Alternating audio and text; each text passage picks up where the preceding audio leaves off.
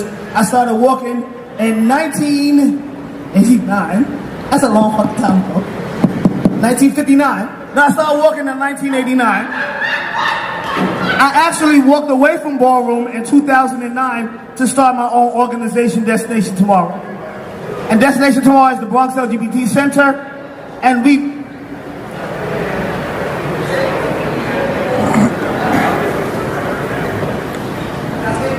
I don't know who's talking. Can y'all hear me? Don't pay attention to what happened this other. And I feel like I gave out enough time to relax, chill, eat, and all that stuff. And I have 4 questions. And I really want to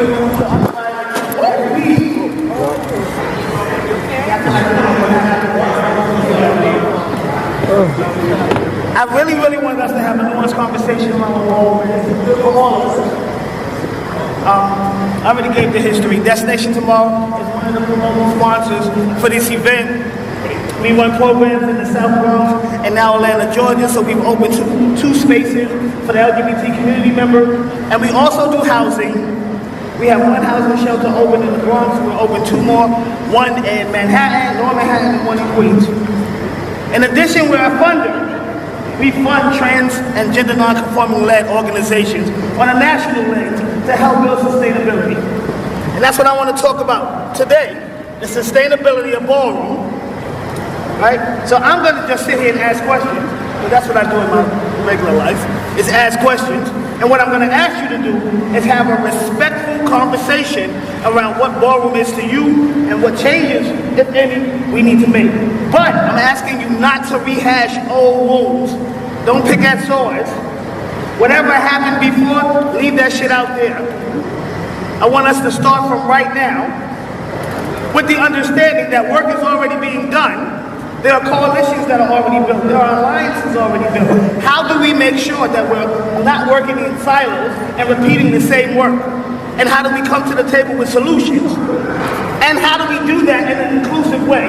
Because we say Ballroom is inclusive, but anybody that's been in it as long as I have, as a black trans man, I can tell you it's not. So I wanted to make sure that we had all voices in the room. If you look around, there are going to be some folks that you've never seen before in here, but you saw on the floor. Their voice counts too. So my first question to you is, what is inclusion? What does inclusion look like for you in a ballroom space? Recognizing that we all come to this space with our own unique lived experiences. So, I want to talk about myself. Can anybody tell me what inclusion is to them in Ballroom? And there's another mic somewhere. Sean. Yes. The microphone is like, I go into like hard severe. Can You have to speak directly into it. I gotta speak directly into it? Don't turn your head. Does that sound better? Yes. Do I need to ask the question again? Should I just look at one space? Yes. Jamie, I'm just gonna look at you. Huh? What does inclusion in Ballroom look like? What? Inclusion.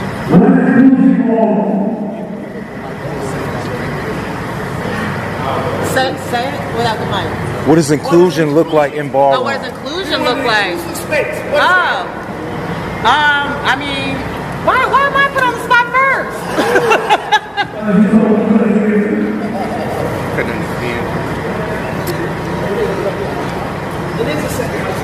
Can we get another mic? So we're not doing that up there.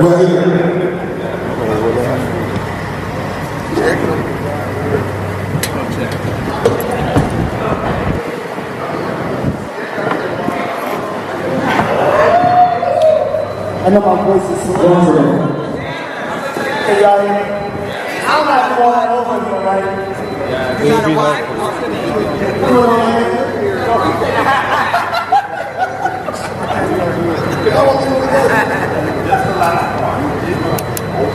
I want to have a nuanced discussion around what Ballroom is and where Ballroom is evolving to, and making sure that the diverse folks that you see in this room are included in the discussion and included in the solutions.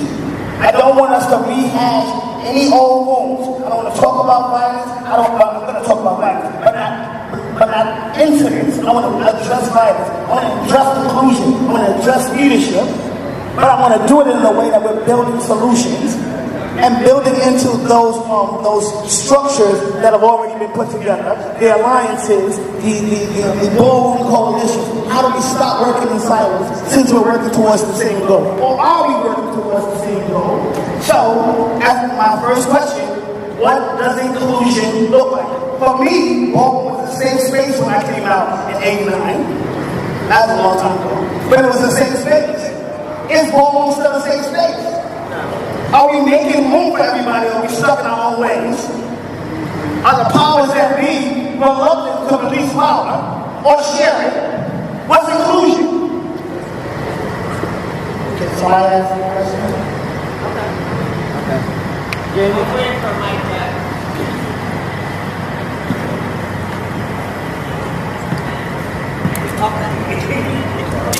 You don't have to hold me. I got COVID test cards. I agree. I mean, I think inclusion for me too, when I first came out, was inclusive of everyone, every gender, every race. You know, we include Hispanic, Caucasian. So now I think the tables have turned. Although we do still include people, and I love the evolution of Ballroom as far as including gender non-conforming now. I do appreciate that. The WBC scene is aggressive, so I appreciate that. However, on the flip side of that, I feel inclusion has been lost as far as what categories. Grouping everybody together, female figures, all male figures. I think that kind of loses what Ballroom is about.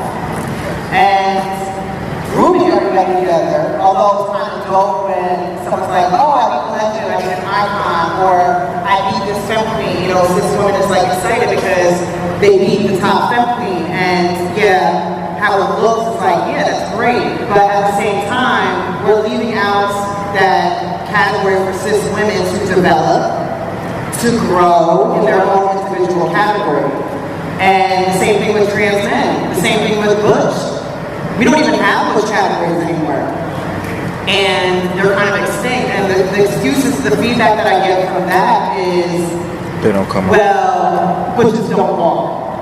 Okay, so keep having the category until they do walk. You know, if they're not walking, it should only take about 5 seconds to count to 10 for someone to come to the end of the runway. It's not taking up too much space in a hall. But don't just stop having the category altogether, because then people are going to stop showing up. And from my perspective as a cis woman, I see more people, cis women, Bushes, not wanting to come to a ball and spectate or any of that, because, well, wasn't it for me?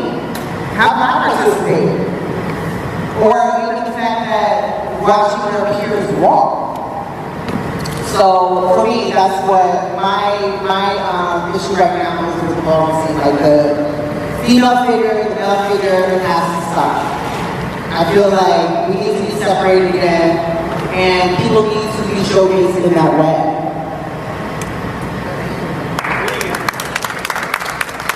Thank you. Appreciate that.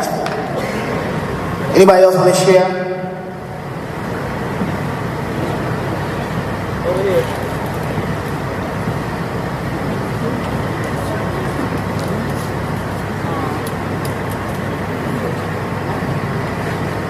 Good evening, good afternoon. My name is Chanel. As far as I'm concerned, I think what Jamie is touching on is the fact that Ballroom is supposed to be a safe haven for everybody who's in the LGBTQ plus community. And what Ballroom represents is the place where we can come and show our creativity without judgment of the outside world judging us on our specific tag that we put on ourselves. And I think that when we come to a ball and we want to enjoy ourselves in our own space and we become criticized by our own kind, it defeats the purpose of what Ballroom is all about. Because Ballroom is created so that we would have a safe haven. And Ballroom is not a safe haven anymore when you have to be put on a platform where you're judging people who have taken the initiative to walk a category and say that I'm ready to come up here and show them the best of me and be judged that I am doing the best that I can do. But then when I get chopped, I feel like the person who chopped me did it on spite and I'm going to get revenge. It's no longer a safe haven. When you come to a wall, you come to a wall so that you can come and show your creativity, so that you can live your truth, so that you can represent the house or the 007 that you are. I think the safe haven part is being taken out of ballroom, and it's no longer safe for a lot of people who are participating and most of the people who are judging. And I think we need to sit back and take a look at how we can reinvent the way we treat our people and treat our judges and how we act when we come to our own forum, which is Ballroom. Thank you all. Anybody else?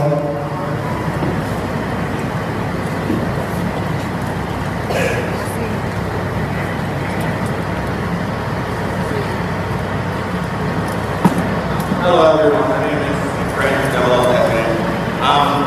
It's Ballroom it's Ballroom inclusive, it's Ballroom space. I do feel as though Ballroom is a safe space for specific groups or identities of individuals, but with my personal experience, I'm gender non-conforming and I walk gender non-conforming categories. I have been advocating to get that added to a lot more balls, given the understanding and the information as to what it is, how it should be judged, how it should be looked at. And with a lot of people, I've gotten a lot of negative and nasty feedback. I've had people established and involved tell me, we need to go start our own scene, if we're not accepted here, we don't feel accepted here, we should just go somewhere else. I guess it was referenced that the woman did that at one point to get, their point across, and we should go and try that, we're confused, that we look like a child. It's been a lot of negative and nasty stuff for our specific time, even though there has been a lot of leaders such as Kelly and a lot of different icons that have taken the time to understand and help advocate for these categories. But for me, I feel like Ballroom will be a safe space when any form of the LGBTQIA or women can come in and feel loved, feel accepted, not come into the Ballroom from a hateful hetero society and feel like, okay, I'm still not enough, I still have to change to be accepted by this community that is supposed to be for me, or that we hear that, it is a safe space. So,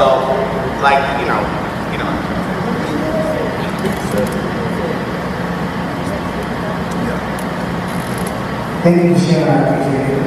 Yes, I'm glad you said that. As a promoter, as a leader, I am this community too.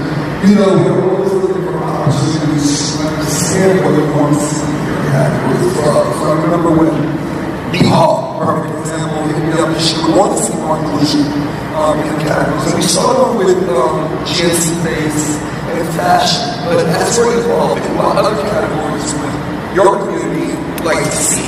What would you like to see more representative? What more can you do?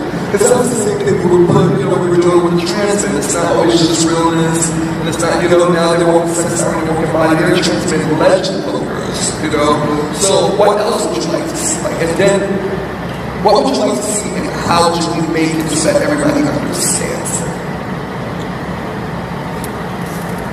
Honestly, in my personal opinion, I feel like, right now, gender non-conforming is seen as a category to be added.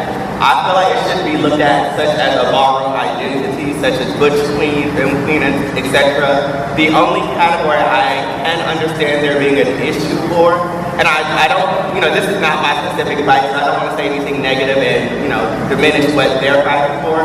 Me personally, I'm not fighting for the individuals that I know. We're not fighting for gender non-conforming realness, but such as runway, sex siren, the categories that are being judged based on something not specific to your gender. Whether you are male, female, or something in between, you can still be sexy, you can still have face and be beautiful, you can still have fashion and runway and such. So for all of those categories, we are advocating for it to be looked at as an identity. And, such as, with what Jamie said, some of the feedback is, well, nobody's walking, we shouldn't have this category, nobody's gonna walk it. But most people, and people that I've spoken to, they don't know that this is a category that they can even walk. So I do feel as though the house leaders, I've reached out to a lot of houses and told them, if you want, I will speak to your house, I will tell your house what it is, what it looks like, because they might have a lot of GNC children that don't even know it's an option to walk as they are.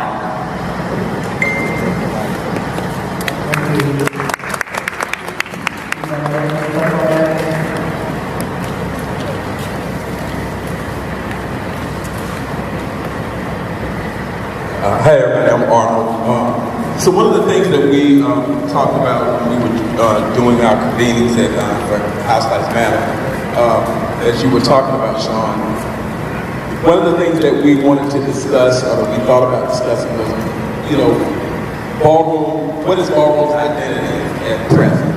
Who are we right now?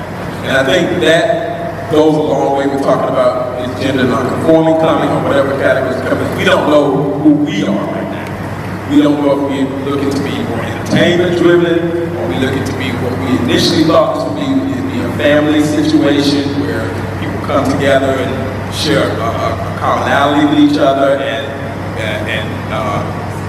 categories that they will battle against creatively. We don't know where we're at. So that was one of the things that we thought about discussing, and how did that come across? Who do we think we are? We kind of at a crossroads with that. So I think that's the first question that we need to figure out, and how that brings inclusivity to that into Ballroom. Thank you.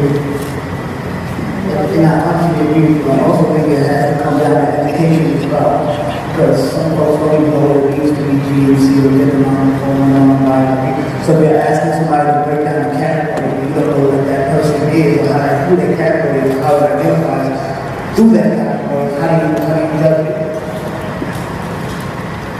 I wanted to add to the conversation, we keep hearing the word safety. It's more than just inclusivity. I think we all have to talk about these incidents that are occurring with people who may see people and things.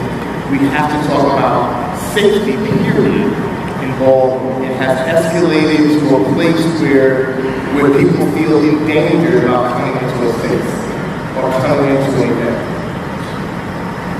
Thank you. That's actually my next speaking point, so I appreciate you. I actually wanted to, I'm glad we're looking at this topic because when you think of inclusion, I think of feeling included, and sometimes walking in the category I don't feel included. Why? Because inclusion is another definition of fairness. And I feel like with myself and also other people, if I can speak for other people, but I'm speaking for myself, I feel like it's not fair that everyone has equal opportunities to save their money or have to bring up their money or whatever to walk the category in hopes that when they go up there to many judges, sometimes it's not better to force the judges, unfit the judges, to be able to walk and feel like they're going to have that amount of fairness walking. But then it comes to some seniority, I would call it, or even status code. And I'm not saying all icons are legends, but some legends and icons, they have their birthdays and they don't bring it as much as a person that took the team to come out of time to walk in a category because they're icon or legend. They go to that panel and they walk there not being fair, but because that person's a legend icon, they all have to get their votes. How does that feel with inclusion with that person that's not a legend or icon and took that amount of money, that took that same time and courage to walk, feel included and have that fairness when you walk? Excellent. Thank you. That also touches on accountability as well, though. It's not just about inclusion, it's about us holding each other accountable. If we know that that's happening, what are we doing as a collective to address it? And a lot of it is about power and control, and folks don't want to give up either. So, hi everyone, good morning, afternoon, inclusion for me is having the boldness to try it out. I think a lot of times like we get to the conversation and then there's these speculations of, oh, well, it's going to do this to ballroom, or it's going to do that to ballroom. What does this mean? But a lot of times it's really jumping out of the eagle's nest and trying out the category. So we had a situation recently where we had gender non-conforming sex soccer.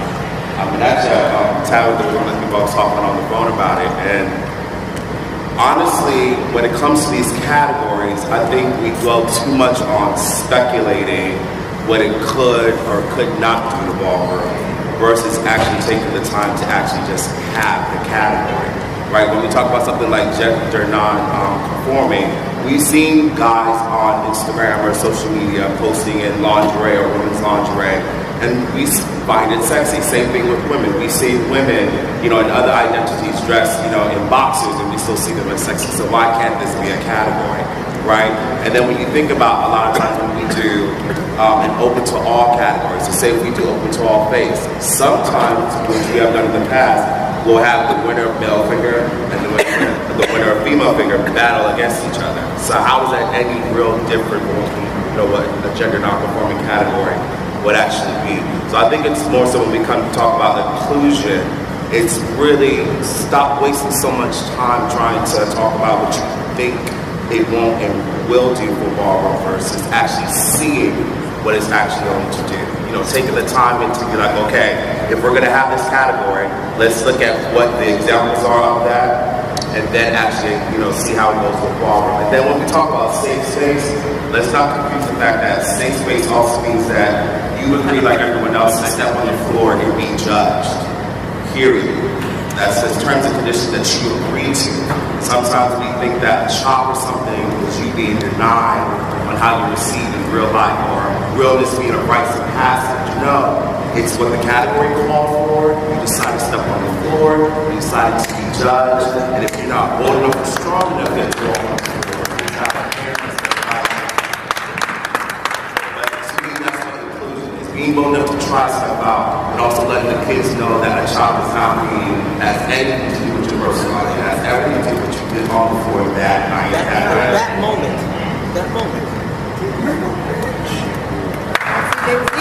Thank you, I appreciate that. There was ego.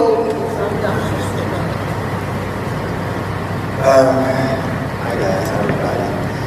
Inclusion to be more, kind of hold around the business tonight.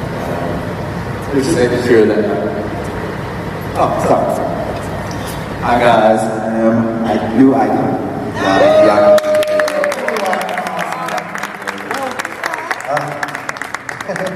But inclusion to me in ballroom is creating a space where anyone that walks this life, this earth that we walk on, can come into this space and be on a fair playing ground.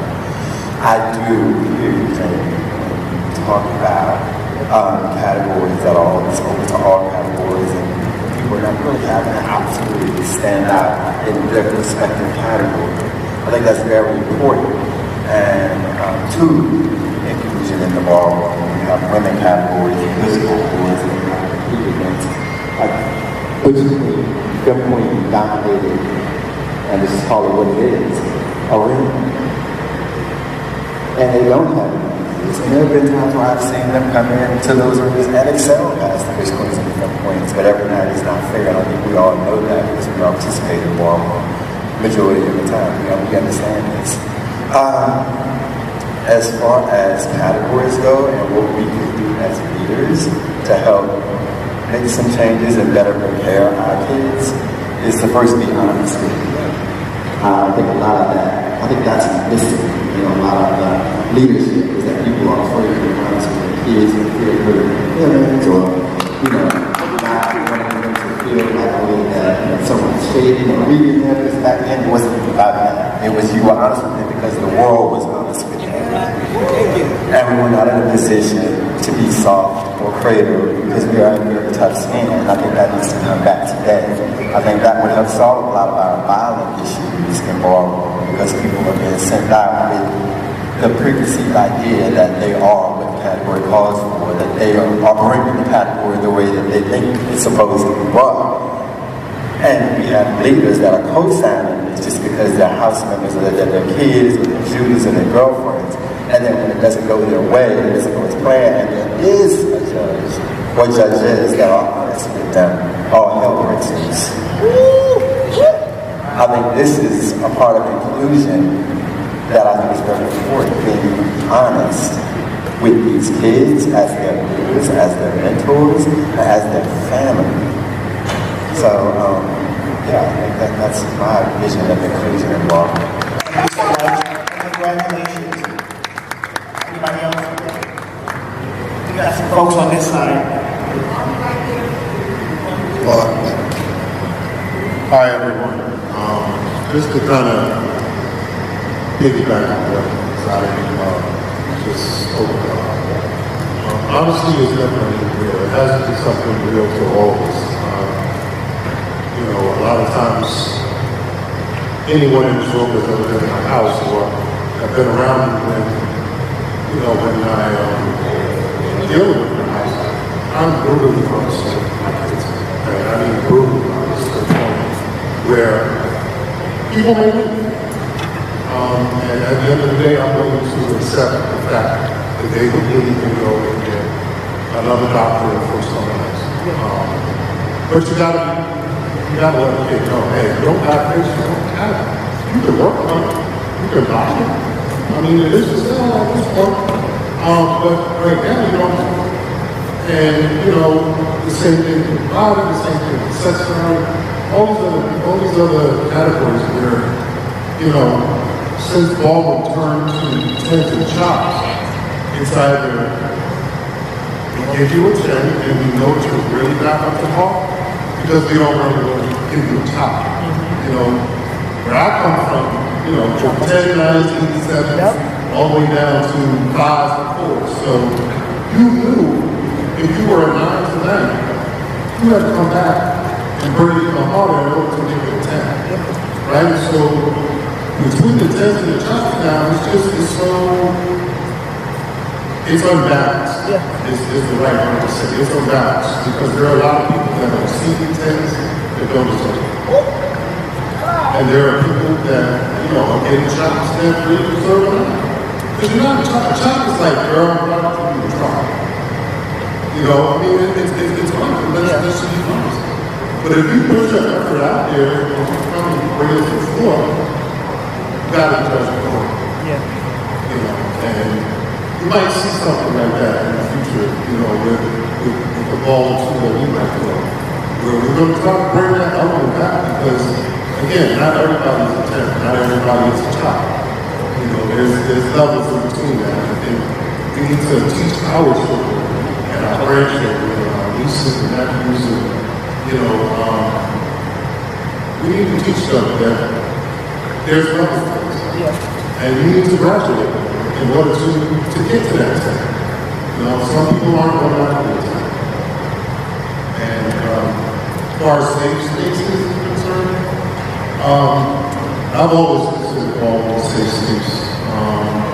Even when things aren't as we see them. You know, what I mean by that is when violence happens and, you know, we want to look the other way.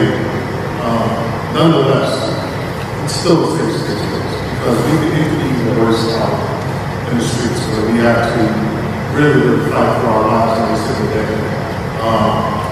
Times have changed where it's not as, you know, it's not as detrimental, but at the end of the day, a lot of us in this room know what it's like to walk through the projects and have to fight your way through. You know, we know that, you know, you have to fight your way to get from the train station to wherever your destination was, you know, and just to fight for yourself in general in life, you know. We have to share with people, with our kids that are growing up that don't understand it, so that they can respect what we put a safe space. Let's all, you know, let's try to be together as one. All is meant for one. It's meant for all of us to be as one. So that's what the group is. Thank you.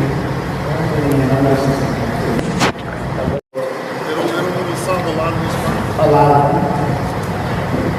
I also want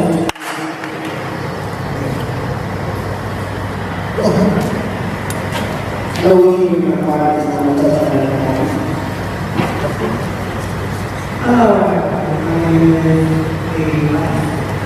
Everything everybody said is very much true. Of course, we get Jamie I agree with everything you said. Back in the day, when we did feel essentially into the ball and currently we go off and started out for the religious transition. And then you also included Christians in it, and you got a lot of support from you guys with that. But that was right because we couldn't build Christians involved with the category open to all of us and had our space and place to shine. And that was really successful. And the support that we received from the mainstream ballroom things is great. And we've seen how we can bring both things back together and make a successful thing, right? With the safety thing, I remember back in the day where when a person got shot that was a child, they wasn't allowed to talk to the judges and the parent. Only the parent was allowed to approach the parent to ask the judge why that person got shot, right? And that was the respect that we gave the judges or the parent, that only a parent of the house was allowed to approach us and ask us why that person was shot. I don't know what changed from that, but it seems like that is a little thing. Like parenting today, obviously, has changed, right? I remember back in the day how parenting was very important to us, to invent our houses and be called parents. Today, the parenting has changed. It is running the thing, and the parents is in being parents. And until we go back to having that control and having that stability and educating our kids with the ballroom thing, we will always have some unsafe spaces that people feel unsafe at. It's not a thing that we can't fix. We need to start fixing it as the parents of the city. I think that that's where it starts from, that these people in the ballroom thing should be able to do a whole bunch of things that's unsafe. And it's making it serious for a lot of them. When the parents come together and do what they can to teach their children, being honest, and having this respect, the ballroom thing as it started, I think they would be back in the space. Thank you for sharing that. I appreciate it. This is what we have the department has upstairs provide monkeypox vaccinations, first and second doses. So if you'd like to ease on upstairs now or at some point later on in the day, they should be here until about 9 o'clock. So if you need, be shy and run upstairs and get that first or second dose.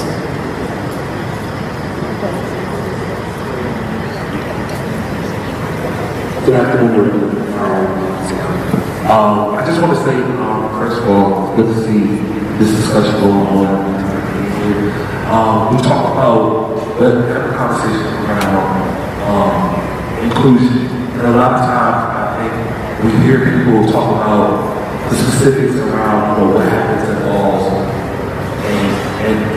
and not having, as said earlier, like people being able to walk back and to like certain standards. As we add categories, I just want us all to remember that, ballroom is going to just evolve. We can be a part of the ballroom community and not participate in walk balls. But if you are walking balls, it still has to be the standard. So if we're introducing gender non-conforming categories and other categories as we go forward, let's make sure that we are judging these people, by the standards that have been set in the ballroom. Also, one other thing I do want to say in regard to the ballroom being a safe space. Okay, we have to stop picking and choosing when we want to apply pressure to situations, whether it's violence, whether it's drugs, any other thing. We pick and choose who we're going to, hold accountable. Certain people have been popular, or they're so-and-so's girlfriends, and nobody holds them accountable and they turn a blind eye to it. So if we want, to move forward and truly make sure that we're, being equitable and making ballrooms a safe place, then let's be fair across the board. I think we need to add the fact of my name is Karan Icon, transparent realness. And the transparent situation to me and ballroom needs to be addressed so the transparent will feel more acceptable and accepted in their categories. I think that, it's a thing where they go, okay, transparent realness and they either add it to like welfare realness and don't give us enough categories, and break it down for the trans men to be able to walk, particular categories like transparent realness, or trans man schoolboy realness, or runway, or performance, or more colorful categories for trans men needs to be addressed. And I also think that it's a thing where they glide past them as well. I think they feel neglected and feel sexualized as well. Whereas though it's a thing where, it's like transparent realness going 10, 9, 8, 7, 6, 5, 4, 3, 2, 1, and then it's out of there. Whereas though if it could get a little bit more attention to the category, I think it would help the trans men feel, better about the category and also want to walk in the category, feeling as though they're relatable to the category, like feeling like there's a reason to have it, instead of them feeling like, oh, well, I'm not going to walk the category. They always just, throw us in here and then throw us out of there. You know what I mean? So I think if we could, show more appreciation to the category, it would be a good thing. If you understand what I'm saying. Yeah, for sure. And I appreciate you saying it. Thank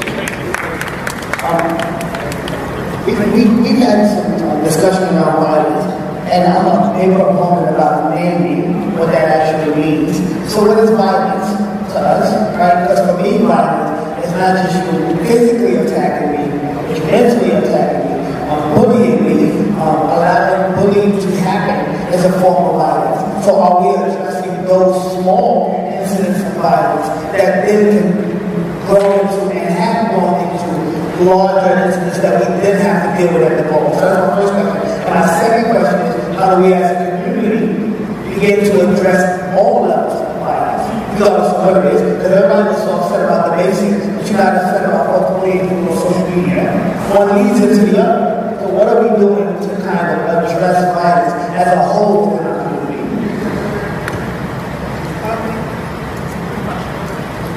Good question.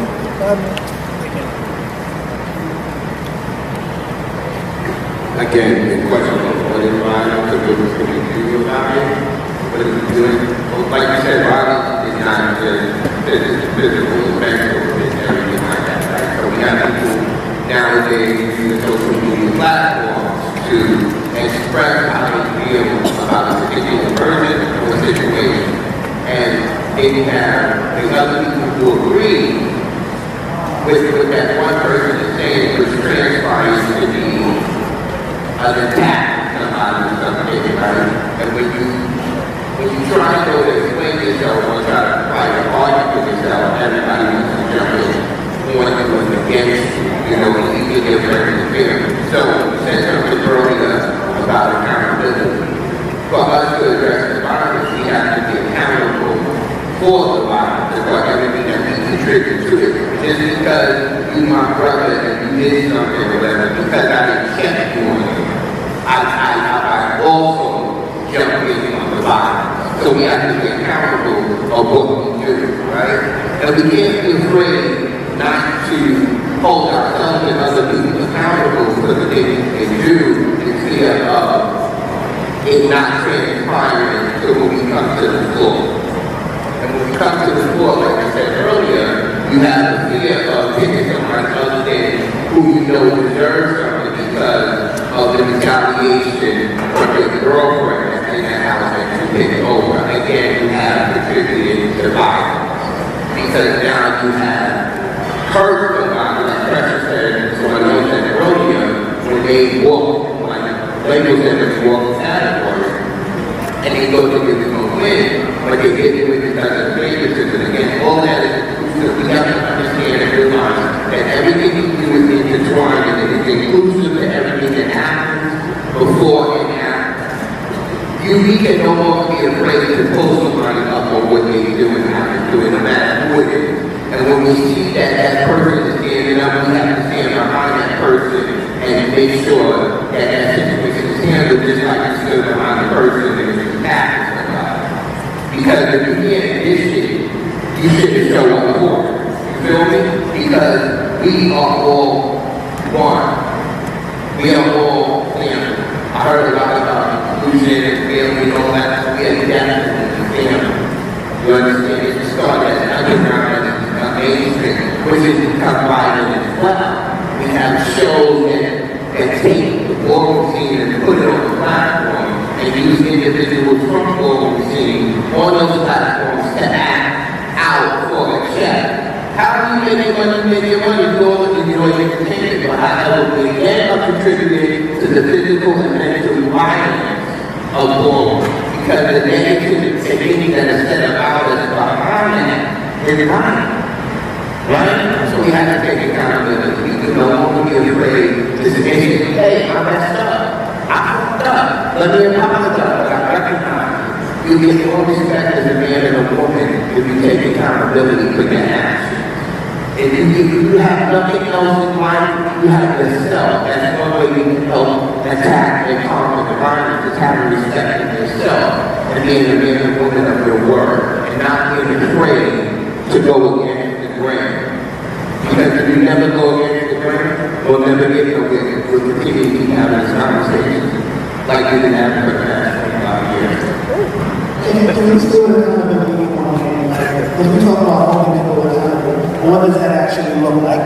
So in the moment that an incident happens, what do? Do you go to that house parent and ask them to sanction that person? Do you bring it to a council and you ask the council to sanction that person? What does accountability look like for us and how do we start it?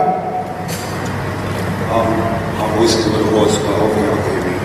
Corey, the overall father of the house is yes. James. Part of the reason that we have a lot of tolerable goals today is because it starts with management, right? It starts with these house leaders and overall parents that kind of also promote the blackness. So when you're starting to get in the house and you're promoting blackness and the attitude of black people, what are your kids doing? They're going to follow suit, right? A lot of times I've seen that laws where a child in the house will do something, and it's like the parents trying to fight. So how do you kind of like stop your child from fighting? You're the one trying to fight also, just like they're following you. In my house, you know, was in the law, what was happening was like you walk the wall, it was a draw, right? We take it, we may be a little bit, but it was never like a violent situation because we just was not taught that, right? It wasn't taught with violence. As a leader, I'm also trying to teach the violence. I've gone to overall parents in houses, trying to talk about situations, looking into a whole impact. A lot of parents trying to save the face of their house when their own members are doing something. So they can, like, the right way, try to say things like on social media, or like do something like this. That sounds the correct thing to say, but they still kind of pacify the situation of violence that they remember as like a war or an argument that was a war from 10 years event. So talk about accountability. It starts with the head of the house. Your founders, your leaders, your parents, a lot of people. I put a post on Facebook the other day that says something like people knowing what they need in their house. You know this person represents. You put that person in your house. And that person's going to behave just like what they are. Now it's a problem. You put them in the house. But because that person is not accountable, you put them in to the trouble. So accountability is definitely something that you... Because I think he's talking about me. Well, you... Wait, you're not doing that. No, man is all right. But this is real talk, right? all these, a lot of us put people in the house that don't know. I have never, ever, because I don't tolerate it. Yo, because you pointed over here, that's why I said I don't ever. No, I'm just saying I have, because you said you say accountability, and you're right, and I agree with you. Who? Yeah, but listen, with Quincy, okay, you're right.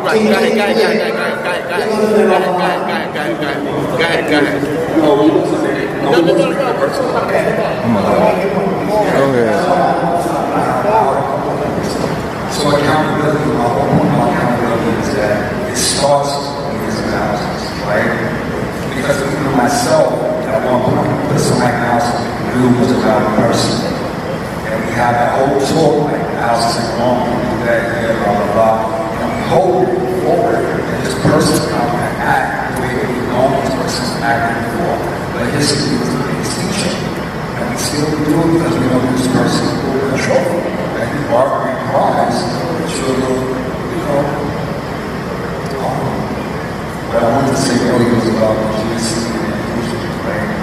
I was one of the people that really didn't see a need for the GC categories. But around my house, I had a couple of GC, and there was an overwhelming response to all the people to want GC categories. I went to a wall in Colorado, we had non-binary notes, which made no sense, right? And so what happened was, when I talked to non-binary people, we had a Facebook group, a part of that group, and said, looking like this is an open mind as well as what people are asking for. No one not judging the GC categories. So what we found out was when we judge the GC category, we have to also present masculine energy, also feminine energy, right? Because it's not about being binary, it's all about the energy that you're possessing for the moment. It has to be both. So now we have that GC fashion, GC face, sometimes GC moment. Also, like women's, we have a lot of women who are more or whatever, which we haven't seen that. But what we see in Europe, also in the States, a lot of women are more or whatever. So it's a lot of things that are happening all over that also pay attention to in the same inclusion.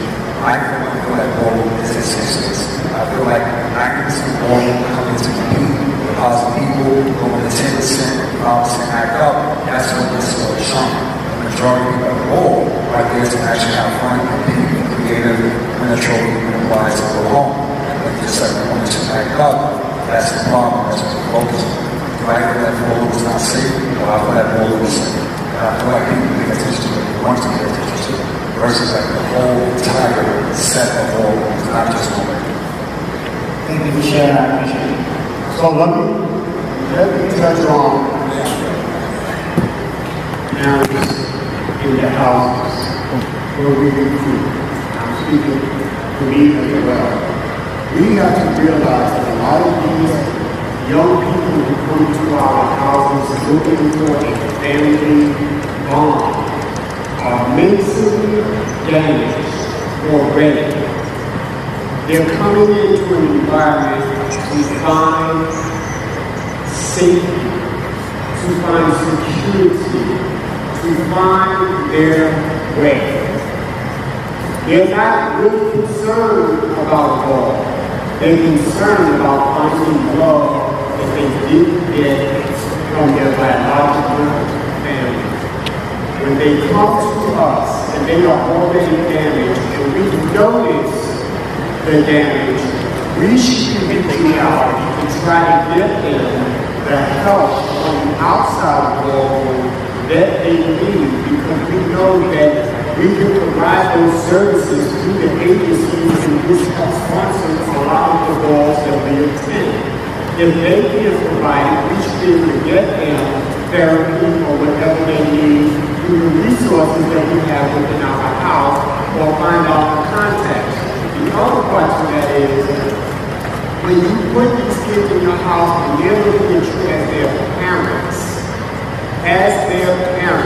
and I'll only see you for me, and can shoot this, wear it, and then don't get another size. But these kids are not coming to you sell them the dream of ballroom fame and fortune, and if they suit you, they can get that. Because all you're doing is damaging them even more, and they become more aggressively hostile towards you, and that causes a trickle of hate within that person, and when they leave your house and go to another house and tell that other house owner what you did to them, that other house owner will start looking at you in a different way. I'm not saying it happened, but I'm saying it happened. So at the end of the day, my feeling is, let's take time to get to know each individual child in your house and find out what their needs are outside of Ballroom before you try to find out what category they should walk. Because I judge failure. I would chop my own house members if I feel they did not bring it the way they should. When I sit on a panel and people say, oh, I'm shaking, the people who don't know me, they will take that and run with it because you said it to them, and they respect you. So they will say, I don't like him, he's shady. But then when I don't give them my 10, which is a validation to them, who am I that you need my validation? I'm just judging on what the category is asking for. The category is space, skin, teeth, structure, and cellular ability. The amount of the category is $10,000, and you walked, but you got $5,000 worth of acting. What do you think I'm going to do? Now, in that aspect of that, I am always doing my job as a judge. But as a judge, I am just as fearful in my own community sitting up there as anyone else. Because if I do not give you my 10 and you're from a house that is known for violence, I'm taking a chance that you may want to attack me, if not then, after. But because I come from an old school mentality, I don't need nobody to have my back. But thank God I have a house that protects me if I need it. But I would rather have a ballroom community that stands up for me, not because I'm a judge, but because I have paved the way for this community to get into peace as you are. I am what you call a senior in ballroom. And if anybody who was a part of any house, region, state to state, around the world, here's the name, R. Chanel, y'all are supposed to say, you respect that man because what he has done for this community is more than we could ever do in a lifetime. And all I'm saying is, it is time for us to put the respect back where it belongs. Thank you. Thank you. That's all I'm doing. Just real quick, touching on the development. As I said, I run the organization Destination Mall. We got 2 locations, one in the Bronx and one in Georgia. If you have young people who are dealing with issues, whether it's stigma, anxiety, any kind of mental health problems, you can send them to over to Destination tomorrow so we can provide services. And what really angers me, it's not about me today, it's all over. What really angers me is that y'all have the resources within your community. You'll reach out to me for a check to sponsor a wall, but you won't reach out to me to send me those problem kids that are dealing with homelessness or social anxiety and all those other mental health and wellness illnesses that we need to be addressing here first. So we are located at 452 East 149th Street. Send them young folks. You know I have a couple of in there. Send them young folks over to me. And in Atlanta, Georgia, we have 1419 Mason Street. Right in, what is that? Okay, thank you. No. Can we recommend people, like, y'all can reach out to them? What they want to call them? I mean, there's some. But there are some people in the city that. I got case managers for that. If you call our office, we will definitely reach out and make sure we get the services that they need.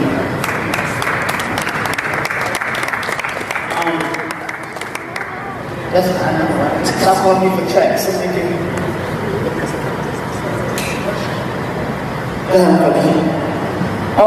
Wait, so just to clarify, the question was about violence, right? That's it? Okay, so I feel like... Can I talk without the microphone and project my voice? Because I feel like this is too much. Okay. Yeah, thank you. I feel like people are not talking about it, and I feel like it's a big issue, and I feel like, no shade, I'm gonna open up your box real quick for a second. It takes for somebody to die for us to talk about issues that we have before Ballroom. And just like RR said, people are coming, and I want to speak for myself because I was taught growing up, always speak for I. Even if it affects your community, you always start with I. I entered Ballroom because I had a lack of family. I entered Ballroom because I was lost. I entered Ballroom because I've seen an opportunity to expand my talent. And the first thing I feel that what's wrong, okay, first of all, the icons and legends, you have to remember that Ballroom is changing. It may be bad for y'all because y'all think it's changing so much where it's getting out of control. It's changing, and what needs to happen now is for the legends and icons and Hall of Fames is to help bridge that gap and teach us what's wrong and what's missing for Ballroom to continue in that manner, in that way. So, jumping back to what I was saying in the beginning, mental health or even check-ins normally, when a person comes to join your house, I remember younger, like joining the Kiki house, my Kiki house was interested in my grades, where did I come from, if I ate, what was going on with me personally. And I feel like when we come into Ballroom, they just see an item that they can monopolize off of, that they can capitalize off of. And I feel like that's wrong because you may have a perfect image, but a taunted mind.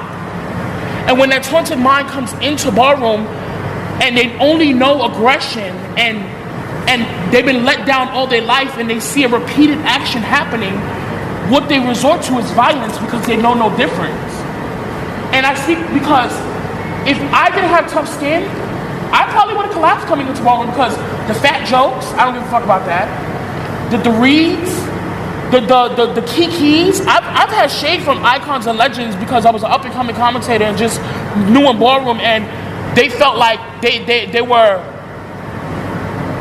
I want to say, they were owed a sense of knowing who they are, or instead of teaching or educating and just throwing them in and throwing a person into like a big realm and not knowing what's going on. So that happens repeatedly when it comes to people joining into Ballroom, and that violence happens because people don't know who's in their house. And then you have the people that I would expect, just like my mom or something. My mom says, you know, be the older person or be the mature person and get that upper hand. I just spoke to even man said, you hit me, I'm gonna hit you back. Fine, okay, cool. But when is it gonna take for that one person to step back and say, hey, I know you're upset, I know you're angry, but this is what's going on, and teaching that person instead of like having that violence, because guess what happened? Now you're chopping that one person. The real shady girls is gonna chop you at the next ball, or get your girlfriend or get your house member that didn't deserve a chop. That creates a chain of reaction. Huh?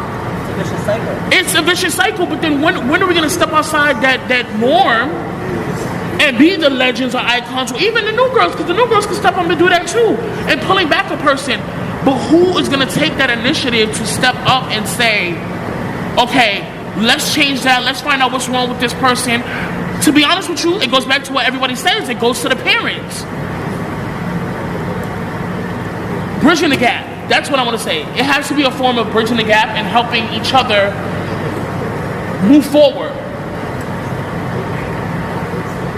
Thank you, question.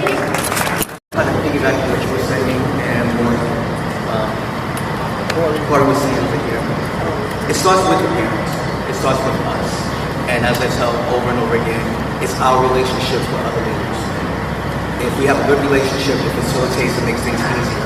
Corey, you and I had an issue with our two houses. You called me, I had a conversation, everything was flawed. We didn't have to go public, we didn't have to post anything, we have conversations. Same thing with Harold and I. We have different views and stuff, we fall out, but we make sure that our houses stay the same. We have respect.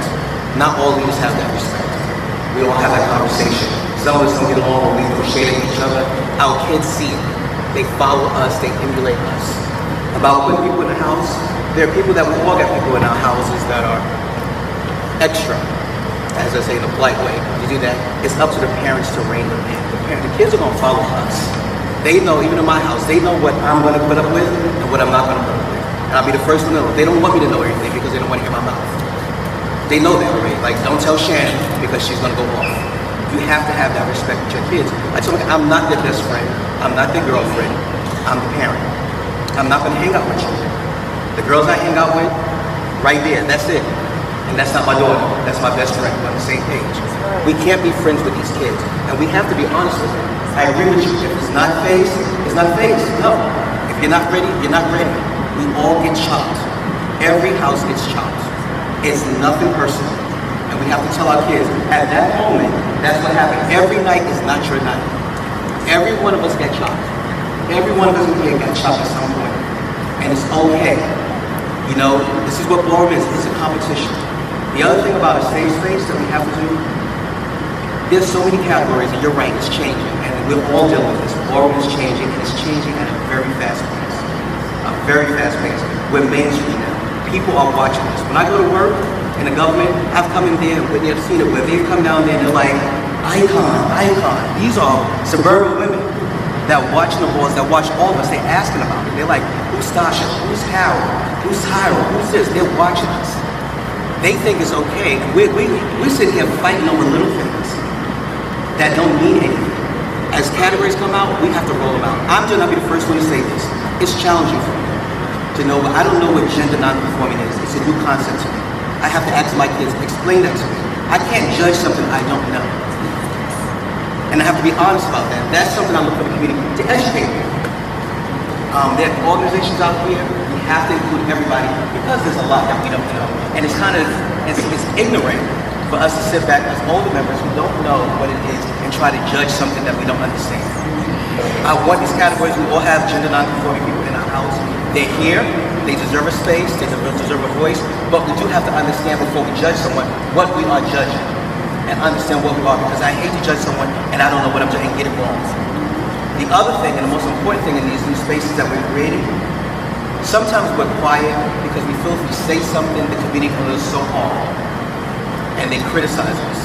I've been in a situation where I didn't know the person's pronoun, I've mispronoun, I've misgendered them, I apologize, and it was a big issue. It wasn't from a mean space, I didn't know. But then you're penalized, but then you know what? When you get crucified for it, then you don't want to do anything. Because like, I'm not gonna stick my foot into the water and get it burned because you're gonna criticize and I'm trying to learn. So I asked this people right there, but, you know, educators, I appreciate it.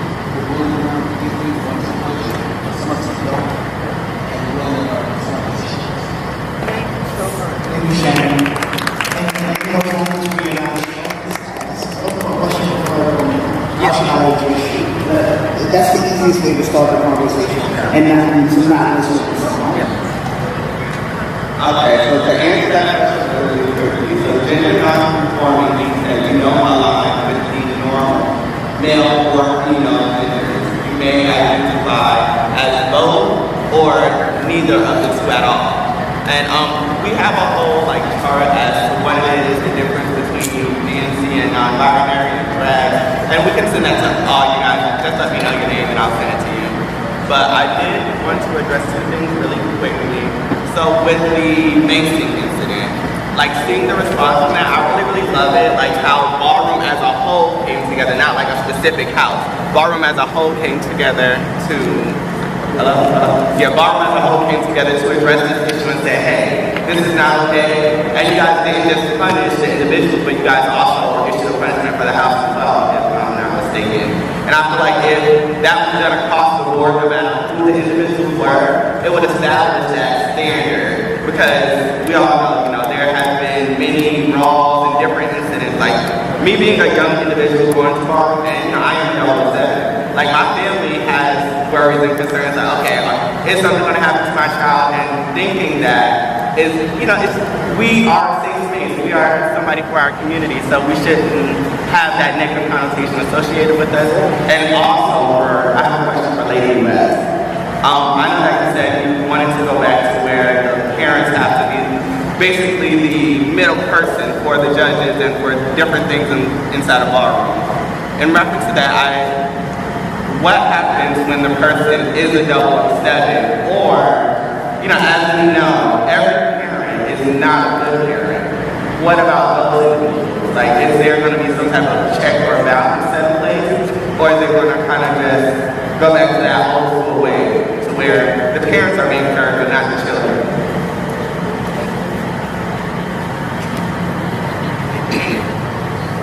Small obviations of parents.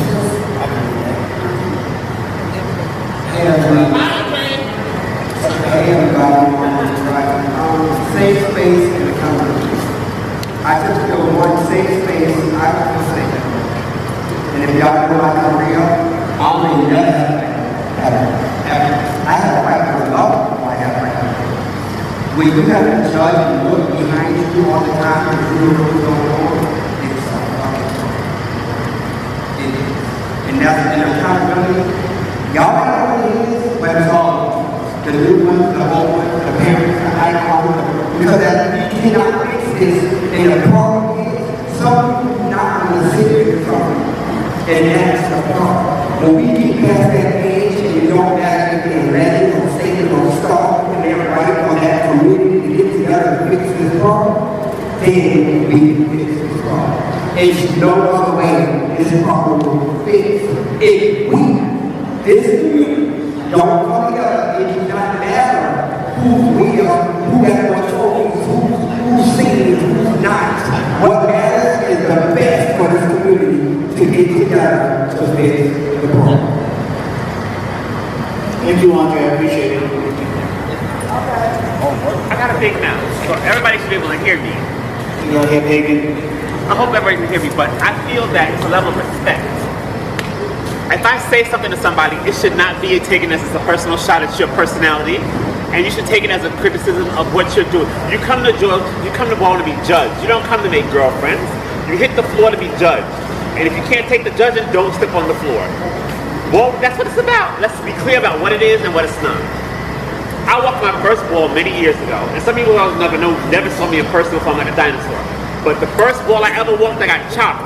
And Danielle Relvon, I will say this, God bless the day, she said to me, "You're not a real femme queen, so I'm gonna give it to this girl over here, who was not more done than me, but she happened to be a femme queen further along in her transition." And I made that day, the first day and the last day that would ever happen to me. If somebody chops you, they're doing it for a reason. This was not your night for a lot of girls, who they let slide through. So when they do finally get a true chop and they deserve it, it's the whole meltdown of the whole world. Ballroom is a microcosm of real society.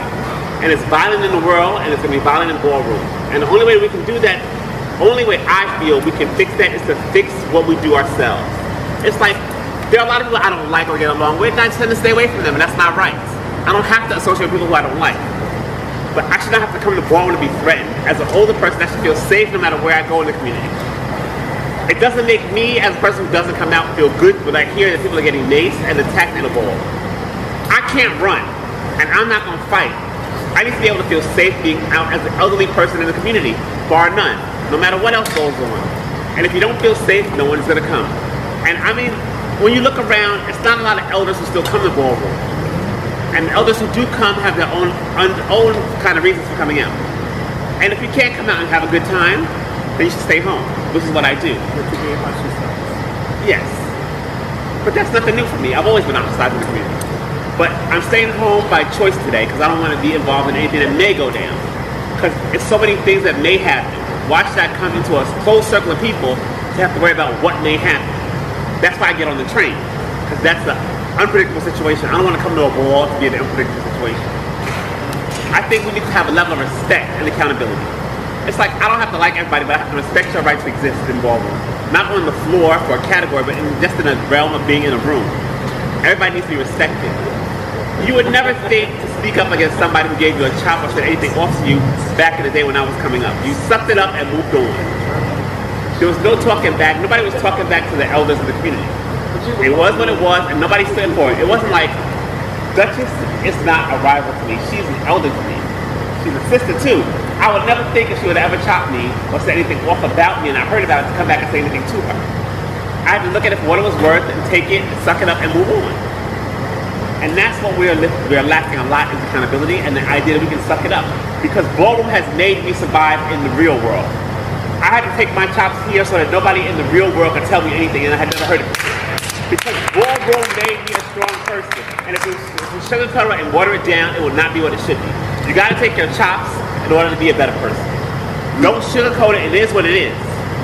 We're not gonna make friends, and it's not. I didn't come to Ballroom to make friends. I came to Ballroom to be the baddest bitch on the block. And Ballroom let me know that I was the baddest bitch on the block. Across the board, they let me know that. And they also let me know through chops and reads what was right and what was wrong. So when I went into corporate America, I had nothing could faze me. You don't like me, you say this, I'm too tall, whatever, I got you. I've heard it worse in the community, so it was nothing new. Because in the real world out there, outside of Ballroom, which is small, it's not a lot of what is your pronoun. It's can you do this job and do it right? Because your pronouns will make a difference in the corporate world. It's either male and female. All that other stuff that we get muddied up is for Ballroom. Anybody who's worked in corporate America knows you're either male or female, and that's what it is. It may not be right, but that's how they view it. And you're gonna fall into one or two categories. Either you're gonna toe the line and be who you need to be, or you're not. Because I could never say to my boss, I don't deserve to be fired if you don't feel I'm doing the job right. You're gonna get fired, and that's gonna be it. You don't come back and shoot the place up, even though you do that. But it's like, you gotta take it for what it is, and suck it up. I know everybody's been fired from some type of a job or let go from a house for some reason. You don't go back and try and burn the building down because they said you gotta go out of here. You take it and you suck it up and you move on. We try to teach these kids how to suck it up in life. Because that's what it is. You gotta learn how to suck it up. Yes, he does. It's very similar child I think we take away the fact that there's a lot of people who are leaders in the scene. You guys realize that these younger individuals are watching how you respect people that came before you. There's been plenty of times that I've gone to functions, and I'll be sitting by a seasoned person, and they get paid. It wouldn't be until the 20th time that I see them at the function, and they're finally getting called out for all the things that they've done in Ballroom. There's a lot of people who are empowered now, in which where you can definitely tell and see that what the presence that they give to the scene is based upon the shade that they can see. I was told once by an icon that shade was bad for honor, but it seems that people gauge shade in different ways. Some people have a level of shade where it's light, and other people's shade has been into a space where it's embarrassing and brutal. If we take me, for instance, my experience in ballroom scene is not the best. I was not the best in house, and family, whatever. And the position that I have now with OTA, I could have definitely became an evil person. I could have taken for granted. I could have made other people who are feel small and they make me feel small. And I think that's the thing that we take into consideration.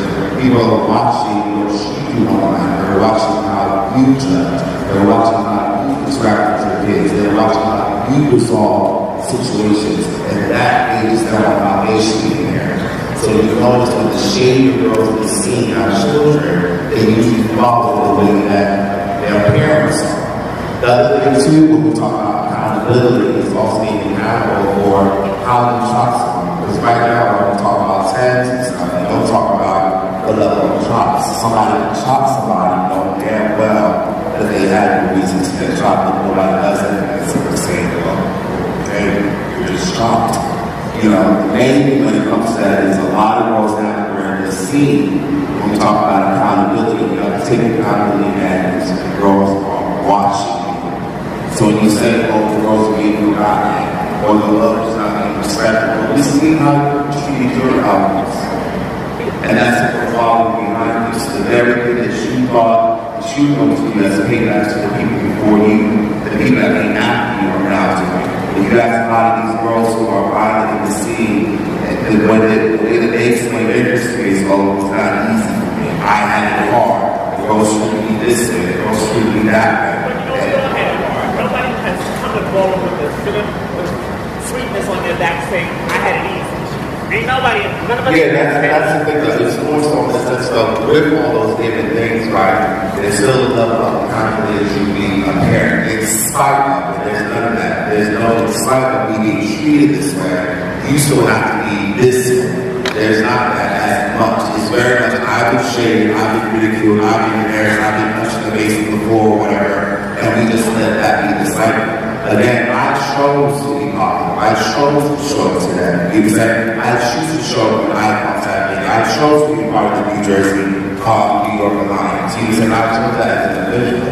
You know what I'm saying? I could have walked the other way with that. It's really people repeat the cycle of what they see as shame. So as you sit here, we talk about all the things that are bad, we have to also consider the small things that you do not consider that were small, that were actually big, the way that you treat people that came after you.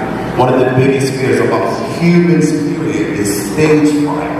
So you imagine stepping on the floor and now you're doing these aggressions to them. So they're leaving with this impact and being told, oh, were you that was a shame? And now they have to resolve it. So okay, now I'm being told the way that I was treated them before, the way I was expected before is wrong and shame. So when I become an icon, when I become a leader, when I become a parent, when I become an uncle or whatever, this is what shame is. And now it's going deeper and deeper and deeper based on the fact that we're not wanting to be people accountable. When it comes to the violence, for me in OTA, if you fly to OTA, you're paying for 6 months. If your girlfriend that you brought with you flies, she's banned, and you're banned for bringing her. If you're in a house that you fly, you're banned, and your house is banned.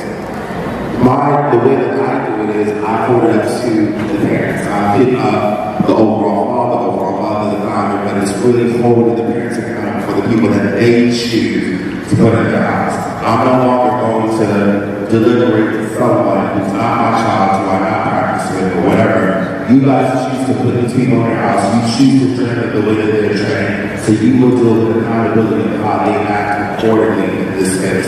And the other thing too is everybody wants to be there's a lot of projects happening right now where it comes to house lighting and not everybody attends that. We have this TV today, not everybody's cute. You say, I think accountability when it comes to people who are in your house. Not the founders showing up, even though that's important. The people that are actively affected in the scene right now, whoever the chapter parents are, making sure that they are here at meetings like this. This is something that should be considered mandatory. As you see, there's more people that are older here.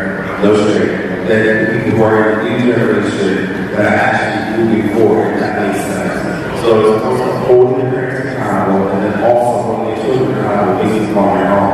And not expecting, you know, it just to be body pops or it just to be, oh, when you become a legend or icon, now I'm expected to be treated in my role when an icon or legend should be treated. I know that when I become an icon, I'm going to be treated in a certain kind of way because I should respect every icon. Every and because I want to teach the way I want to be treated is the way I want to teach it. And see, you don't see that most of the cycle in the shade that parents and ridicule and clubbing it all together and calling it shade versus deciphering where it's not shade. You're just being evil. It's not shade. You're going into embarrassment. Can we talk about solutions? Yeah. Could I ask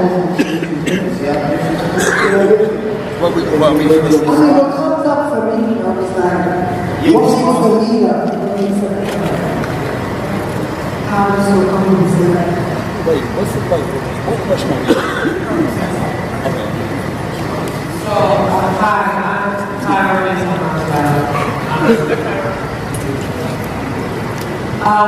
I think that one of the things that a lot that I have not heard today is the fact that we're not celebrating or realizing how far we have actually come.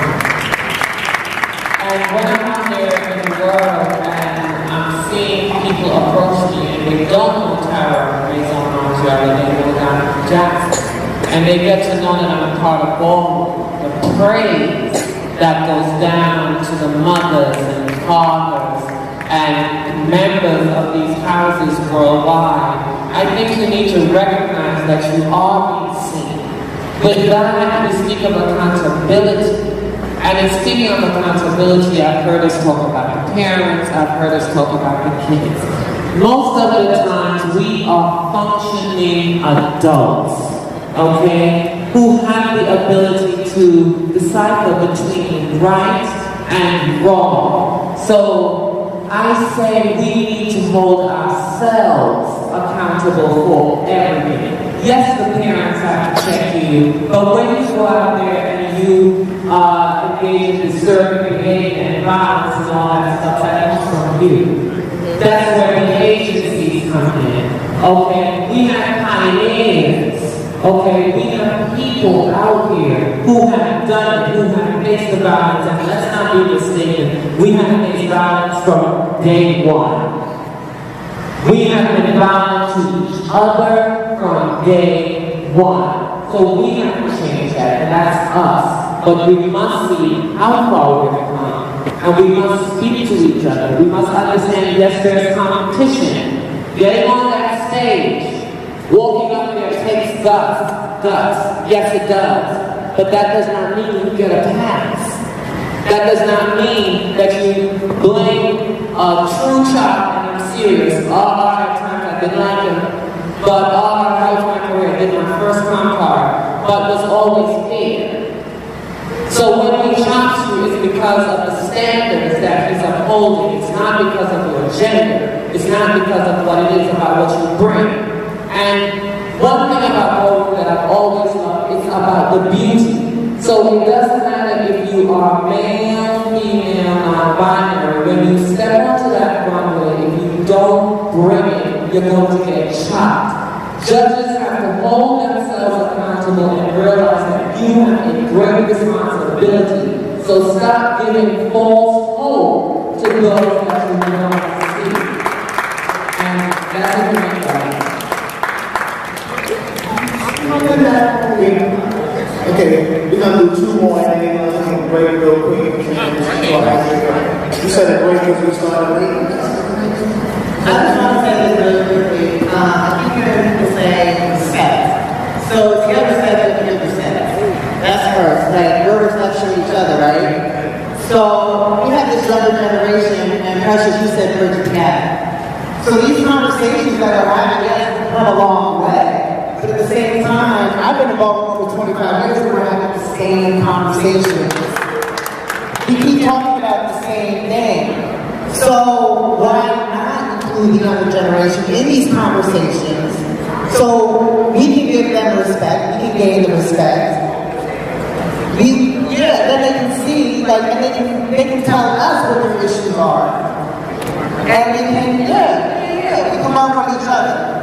So I know this was the first one, but moving forward, even if it's a streaming situation or an online situation where they can plug in, have the conversation with us, we need to start listening to them as well as they need to start listening to us. That's the only way we're going to move forward. And that's a part of inclusion. What Corey wants to answer that, and Corey has also been badgering because Corey is saying, is this discussion solution based? Are we at it? And in the very beginning, I want us to do solutions because I don't want it to be what Jamie said, that we've been in these rooms. I've been in these rooms 1,000 times, and we all had the best intention, and we leave and we go back to business as usual. So what's the solution? What are we missing, and how do we fill that void? Alright, so real quick, I'm sorry, in the interest of time, we do have to be more people who've been releasing okay, this is really good. So the younger generation has been taking over. We had houses in the House of West, it has been a lot, we see the House of West is doing as far as this is the younger generation. A lot of new houses have been built as well, so we have to also pay attention to what's actually happening in the world. Yes, it's the same conversation, but it's also what we're choosing to focus on when we have these conversations. So when we talk about like solutions, a lot of judges have been getting attacked over the years. We've had people get eyesight busted out, we've had people get maced. The situation happened in Atlanta was not the first time. We had I think it was Stephen Lamar got maced in Virginia. He shot at somebody who got maced, all had gun pulled on him. So right? So how do we protect our judges? Maybe if people do not allow having everybody approach the judges panel, like security at every entrance point, so you cannot go beyond a certain point hello? Oh yeah, the FCs. All right, so that's what I wanted to say. As far as the solution, how do you protect the judges, definitely with more security. One thing I want to say is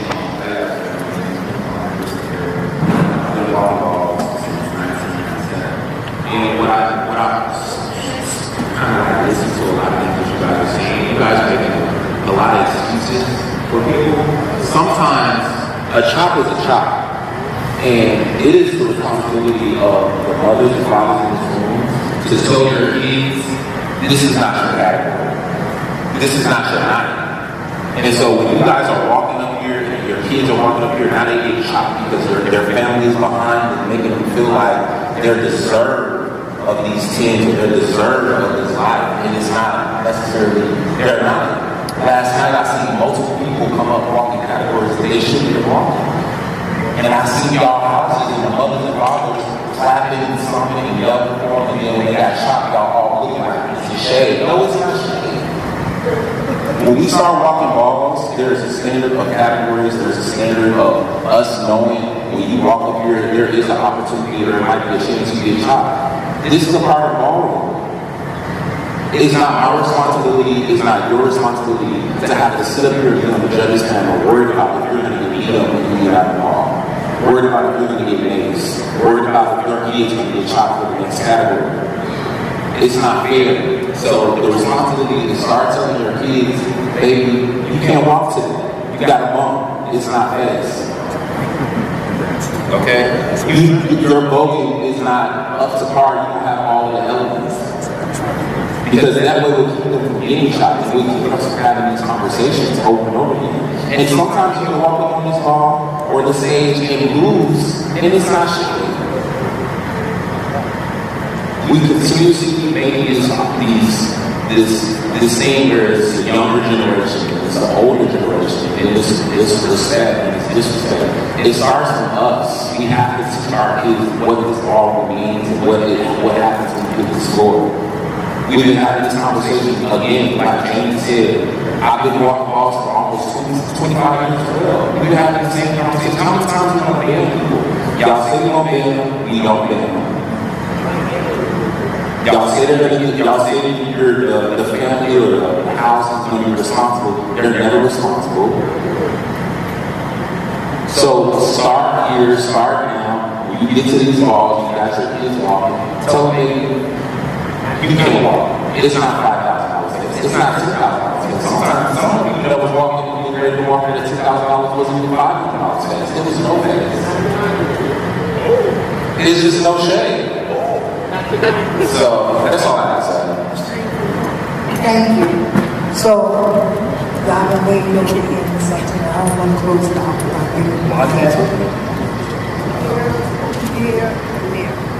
Hey everyone, it's Olita. Just listening because I am a part of the younger generation. It's definitely a language barrier. I feel like language is everything, and understanding like the younger generation, we live in a very sensitive time, okay? Like everyone is very sensitive, social media, even on Facebook, everyone's just going at it, going blows, like it's really a lot, and that really does mess with everyone's mental health. So I feel like if we understand how to communicate with the younger generations, so they could understand from a different level where you can really bridge the gap. And it's really about communication, language, and love. I really feel like that is really consistent, which is true love, honesty, responsibility, accountability, and really just being honest with everybody, and people being honest with themselves. You know what I'm saying? Like, you may say, oh, it's a chop, but damn, it's how you say it. You know what I'm saying? It's how you say it. And the older generation, because I know that too, we hard. It's either you gotta say it is what it is. But to bridge the gap, it just needs to be a language barrier that goes on so that everyone can be communicating effectively and communicating healthily. So I'm all here for that. But there's no way to chop it. I chop it. Hello. First of all, thank you, Sean, Jack, Twiggy, the folks who put this conversation on. My name is Marquise. I've been involved since 1995. When I came to the scene, I was only 14 years old. I was navigating street homelessness. I was in and out of Covenant House, train served, hung peers through the nights because I didn't have anywhere to go. So long for me to always in the same space. I think the last time that I honestly attended a ball, where I was at least going to balls probably every 3 to 6 months, was back in 2016. And I think it was an MLK Awards ball, someone pulled a gun out because a person had been shot. For me personally, that moment, I consciously made the decision that I would be really strategic about whose events that I went to, because if I don't go safe, I'm not coming. I have a mom, she's been going to balls as long as I've been walking. Her first ball was Tertiano's ball at the warehouse in 1996 or 1997. The warehouse in the Bronx? In the Bronx. In fact, she met Ashley that night. Interestingly enough, but I don't forsake bringing my mother to the ball and the culture and climate the way it is today, just for practice and context. To come back to the solution parts of it, I don't know that there's a way to stop every single incident. There are going to be moments that are just, you can't really call it, and we don't know what people are walking into spaces with, right? But that's what peace is real, because we don't know where people are at. One of the things I can recall from one person coming in is that there were far more elders that were willing to meet me where I was at. They wanted to know what was going on with me. Why was I also fucking me? But I joined the House Casino as an example. Rob, who used to be a Chanel, right? Because he was a Chanel as well too. They went on to join the House Casino. When I joined that house, he met with my mother. It was a conversation about a shirt that I was going to school at least. And so I'm curious about whether or not some of the solutions is asking ourselves if we're going to hold community accountable to what? What are we holding ourselves accountable to? What is the standard for you? Is the standard for your house? What is the legacy that we are trying to leave behind to the next generation? Because while I actually acknowledge what Jamie is saying, I do look around, you know, Sherry, it's not a fad, old girls in this room, but that's part of the problem, because we stay here talking to each other. And so then the generation that does kind of continue to move on. So what would it look like if maybe the next generation, you're right, open that space up and allow some of those voices to come in to let us know how we can be a support to them. And then in that turn, they'll be a support to us. The strange thing is somebody will walk into a ball panel with fucking, first of all, I don't know how that got with bare names. It's a big ass model that I saw, and then have the other nerve to spray a whole panel. There were people's parents and kids behind the space. It was his ball. Even so, how does that happen? Why does that happen? And what can we do to try and intervene in those things? Those are the questions that I guess in this moment we do have to figure out. That solution part of it, one, I do acknowledge the voting system. That could probably stand to shift, the 10 versus chops. I wonder what a scale looks like. I wonder what it looks like too.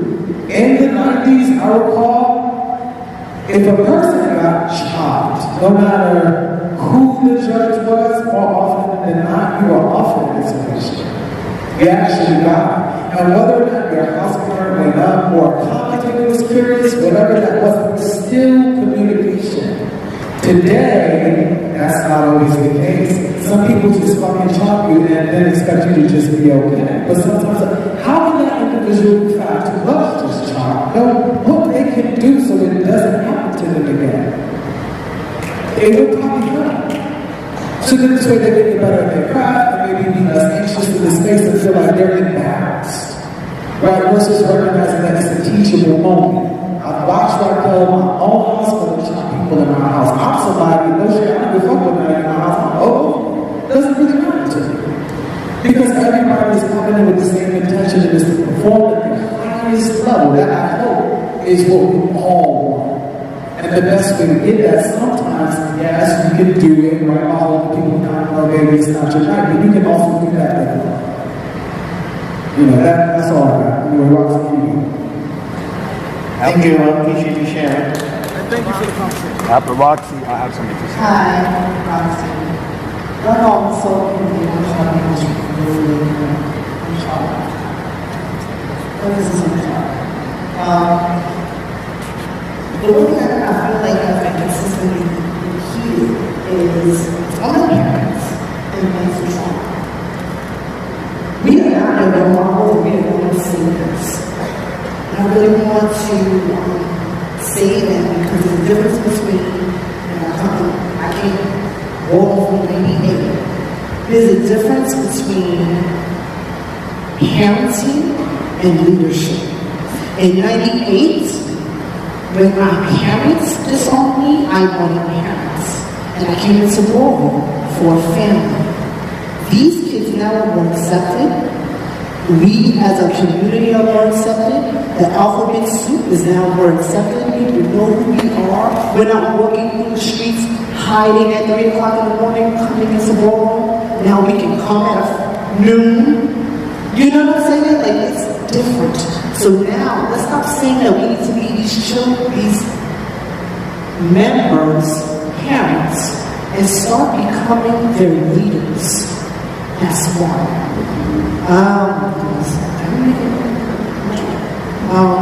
We need to be teaching survival, and not so much survival on being on the street, because I had to learn how to, protect myself sleeping on the bed. But they don't need to learn it. Now they need to know how to sit in the boardroom and sign contracts because the Ballroom is mainstream. So now the leadership needs to change. We're sitting here talking about violence at a ball, but we're not thinking about the fact that, hey, what happens when they're in their feelings and they've gotten paid to be here? Now it's a gig. Now it's a movie role. Now they're on school. We're not preparing them for that. We're not. And we're still sitting here and limiting them to this one way. And that's not fair to them. Stop calling them kids. I'm 42 years old. I'm no much a child. I am a member of this organization and it's me I can live. We need to be teaching these people and holding these people accountable for the membership and commitment they have to your house.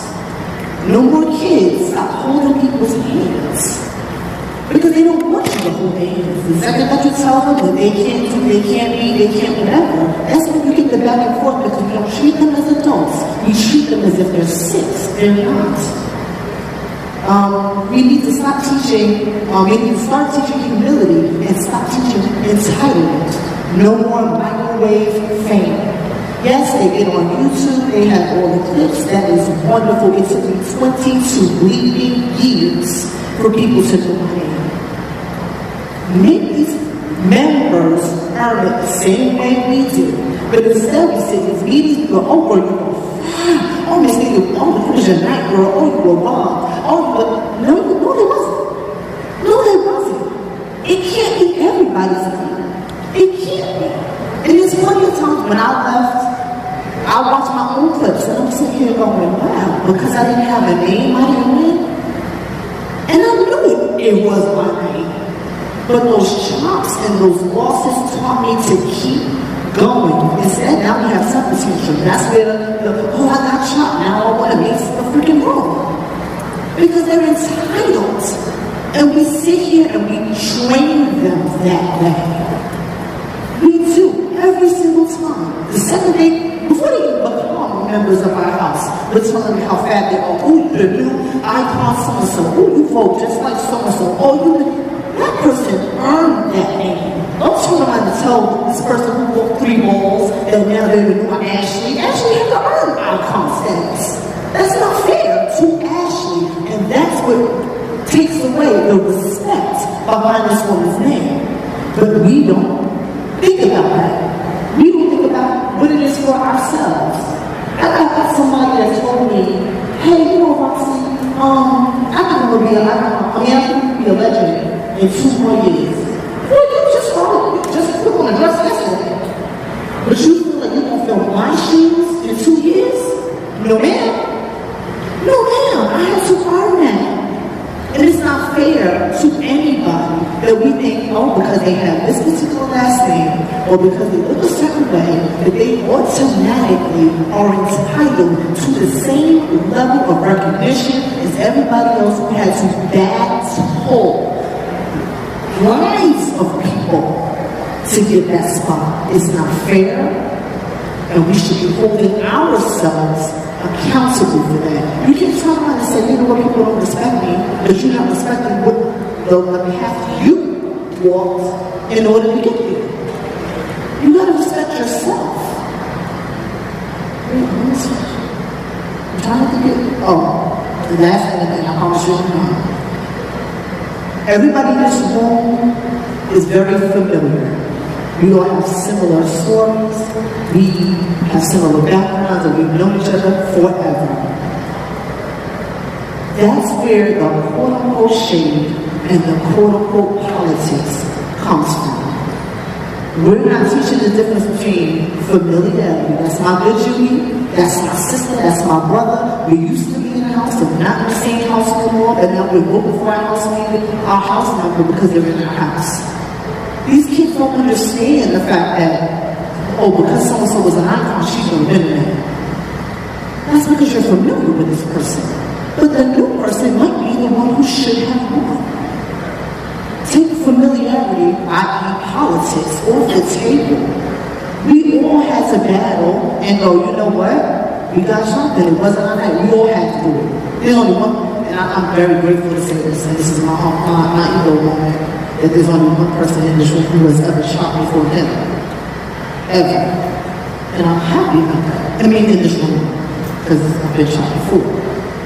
But it was those losses, whether it be to someone who just, started walking my category yesterday, or somebody who's been walking for 15 years that made me keep going and get stronger. Those are the life lessons we need to continuously be teaching. Stop being familiar. The only thing you should be familiar with is your category. Who is your competition? What is their methods? What are the things that is working for them? How can you now step your game up as you put yourself outside the everyday?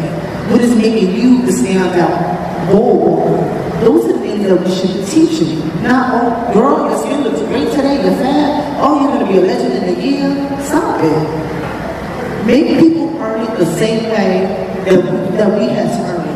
That's the reason why Ballroom is so fast right now, because everybody's a winner. Now we get participation trophies. You know what? You pay $20 at the door. Legendary. Stop it. Stop it. Make these people, and I'm saying everybody, earn their spot. They shouldn't be able to get to your house so fast. They shouldn't debut so fast. Make them learn this soon. Not, that's your friend, so I'm in. There is no end. And decorum, that's the last thing I'm going to leave it alone. I'm going to put my phone down. The last thing is decorum. That's the one thing that we do not teach. We allow for everybody to just do and be however way they will be. So if everybody of a certain age treat everybody else, that's another big old familiarity, they see how familiar we are with each other. And we sit here and we good duties and we throw shit and we beat each other back and forth. And as far as they're concerned, my house mother knows them, so I can talk to them the same way. No, you can't. We've earned that connection. We have that. This is years of us being together. You have to earn even that with them. So now you have to respect them first. They have to know you as a person first, and then maybe you can get familiar enough to sit there and say whatever I might be saying to that person. We got that. Thank you, bro. I appreciate you sharing. We're going to take a second with Dwight. I don't know where Jack went, but I do want to just say this, Jack. But I do want to just say this. Like, what makes a leader, right? Because you started our house and you can walk face and you can walk realness, does that give you leadership qualities? And are we grooming old leaders, new leaders, and up-and-coming leaders? Like, what does leadership look like? And I think we need to start separating that you're a leader of a house because you run that house, but then there are leaders within Ballroom that can sit down and have these nuanced conversations and come up with solutions. Are we identifying them so we can move forward? Because just because you bring the mother and father of the house to these types of meetings does not necessarily mean you have the correct leader in the room to have these discussions. So the next part, Jackson will do something really quick, and then we're going to talk about leadership. So first of all, thank you everybody. Everything you guys were saying was so insightful. Give yourselves a round of applause. Because these are the conversations you're going to have, and then you'll look at the action plan to bring those words into action. We are doing monkeypox vaccinations upstairs. We're going to take a quick 5 minutes, and what I would like you all to do is grab a pen, and on the back of everyone you'll see a piece of paper. And if you all could just write one word, whether you know this person or not, whether you've had years of friendship with them, or just because they're in the room, just write one pleasantry about that person. Please do not remove these. Keep them on your back until the end for the reveal. So there's pens in the middle of the floor. You can get up, use the bathroom, plate up, get some more food, get some more drinks, and we'll resume in 5 minutes for 2 more questions and the final reveal. Thank you. Oh my God, yeah. You just put the strap on for like 5 minutes. Yeah, it works. Right. And then you just have to wash it off. Okay, so everybody pay attention real quick. Jamie, can you please just read off what was written for you today? Okay. I don't know where my paper went. Loving, gorgeous, queen, always the same, humble, always on point, has always been the same person, love, a leader, role model, queen, fierce, gracious, lighthouse, amazing, great speaker, compassionate, femme, originator, genuine and beauty, first lady, and beautiful. You want to pick somebody so they can hear it. I pick Marquise. Funny smoking. No, he smokes cigarettes. He smokes cigarettes. He wouldn't.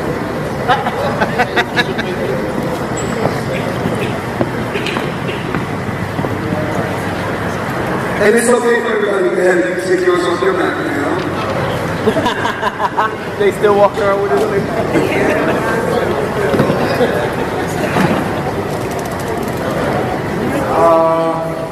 Love, inspiration, real, honest, resilient, strength, compassionate, great person, amazing, understood, example, realistic. All right, Desmond, come up here.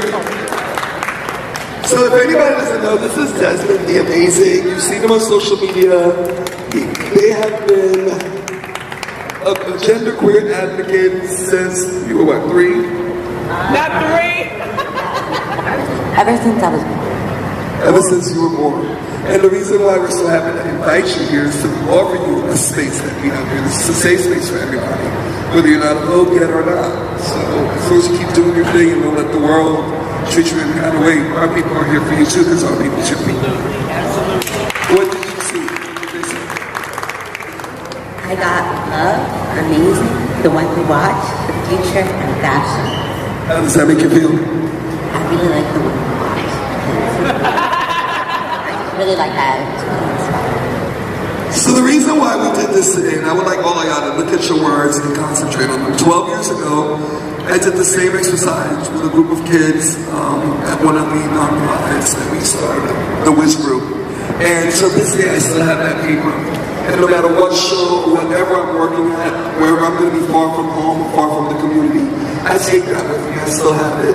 Those words just re-invoke something in me because this exercise is called Behind My Back. We spend a lot of time talking behind people's back. But sometimes those things are not always that. So give yourselves a round of applause and be open, and hopefully you'll keep this and look at it when times are bad. Sean?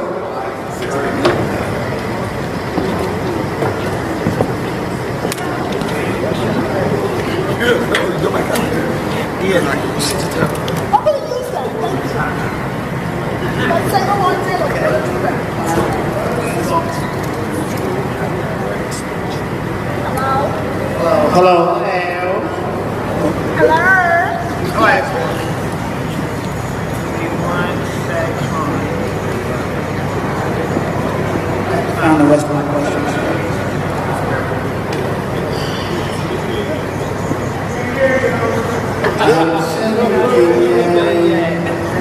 That's why I want to take a moment and shout out, introduce Commissioner Sherman, who's from the Mayor's Office of Equity.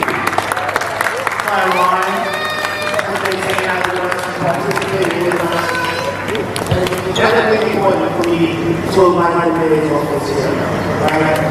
Particularly around equity. When we talk about equity for Black and brown LGBT people, it would be in a place like New York City, it would be in abundance, and that is not the case. A lot of these organizations and companies and corporations, they'll paint a flag on something, they come around us when they need something, whether it's testing or whatever it is. They come and they hang out, and they never engage with us. Not one of them can have the opportunity to engage with us because Ballroom is a culture.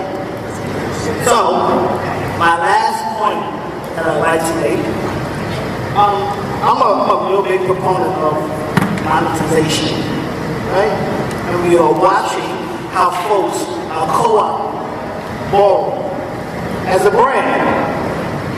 So what are we, as individual brands, doing to protect our intellectual property and to make sure that if any money, assets, shows, narratives are told, they are told through our perspective?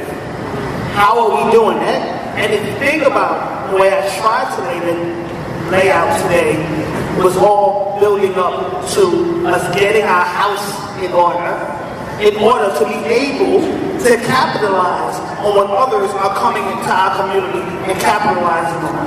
If we don't have a scene that's seen as safe or a safe haven, non-violent, enjoyable, if those things don't exist, they remove us from the story, replicate it somewhere else, and we have nowhere to be found in that.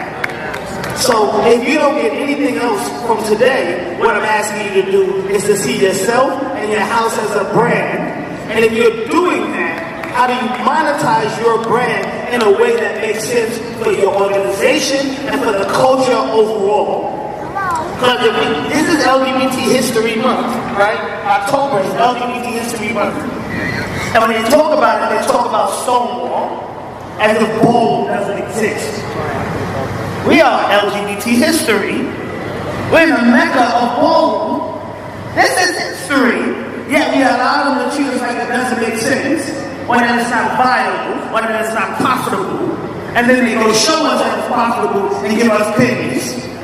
So what are we doing to make sure that we're hiring from within, we're scouting the talent, those kids are reading the contracts correctly so they don't get $1,200 and they can't perform nowhere else for the rest of the year? What are we doing as leaders? So I'm asking you about leadership. That's why I'm asking you about leadership. We all have to know what our strong suits are. Some of us may not be able to tell folks about intellectual property and contracts, but somebody in your house should. So, what is that? You are always welcome to come to that station tomorrow. It's at 452 East 149th Street, between Brooklyn and Berkeley. Okay? Take the 2 train. You drive? Alright, so questions. What does it look like for us to make sure that we are protecting our intellectual property? What does branding look like in Ballroom?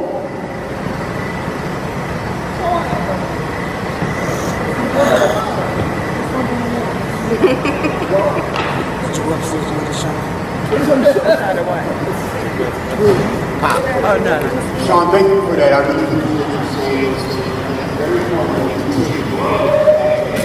We are now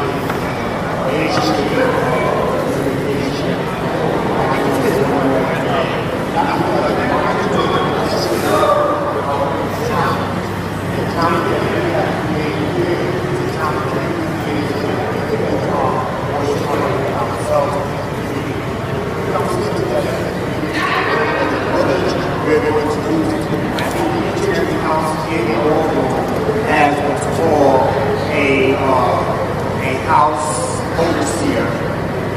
have a house committee.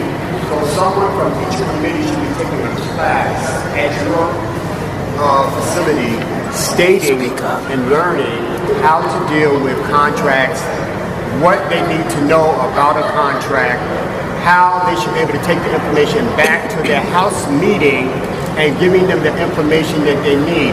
So if each house has only one representative coming to a meeting that you put together to teach about contract agreements, legal agreements, things of that nature, then they bring that back to their house, and their house sit down and they discuss it. And they say they got 3 people in their house that has been asked to do a show on a certain network.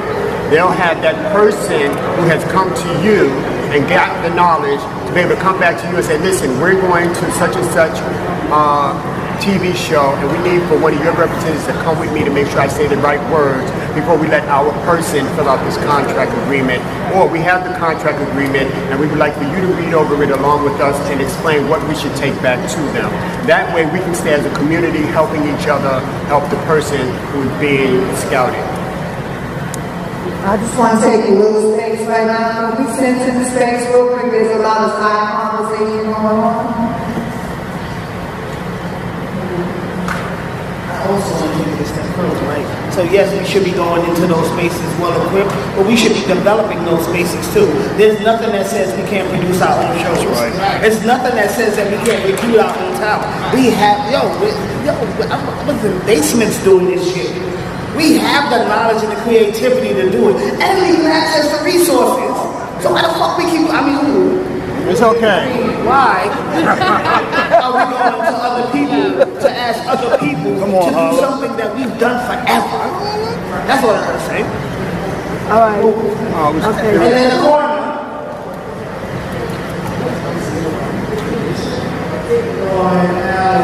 Alex. Everybody say Alex. Alex. All right, I'm gonna go 1, 2, 3. Okay, wait. 1. We're gonna go back and forth. Just bear with me. I promise. This mic don't work. Turn it on. How do you turn it on? I think it is on. Right.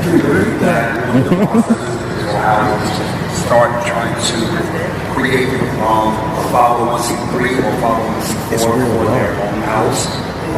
That way you can like get funds for your rent, things that you want to do, get community or what have you for your rent. Also like start an LLC with your rent. That way you can also get paid for your services.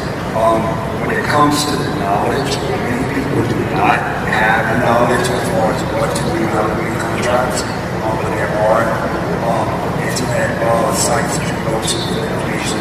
You know, you can go to a law firm like council on the information as well as far as how to read contracts and do it for free to make sure some people have agents when they go to the shows that are not only an agent who goes to the solicitor, but only the award what you get when you go by yourself. So there are all ways that you can develop and analyze the houses in the process of starting to follow this place. All houses are done it, houses are doing it, and that's like one step we can do. I'm also going to make myself available because so destination tomorrow, we're in our own problem I did my own LLC. I didn't do it right the first time, but I kept doing it until I got it right. So we have resources within the community that can help you.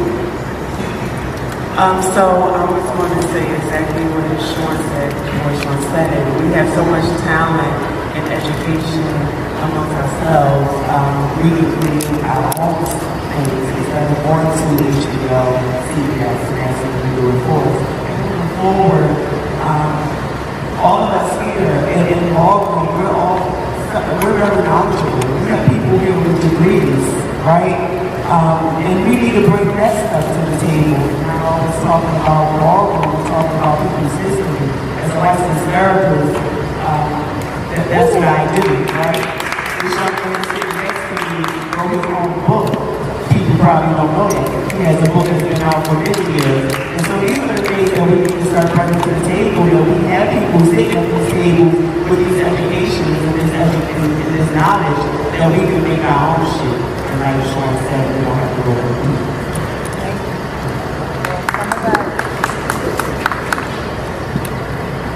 everybody on Last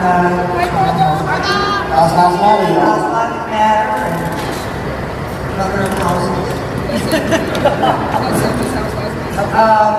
I just want to say when I work, myself and Arnold, Trey, all work with the West Coast Alliance, and we had some situations where white gay clubs were trying to also throw walls with no people participating.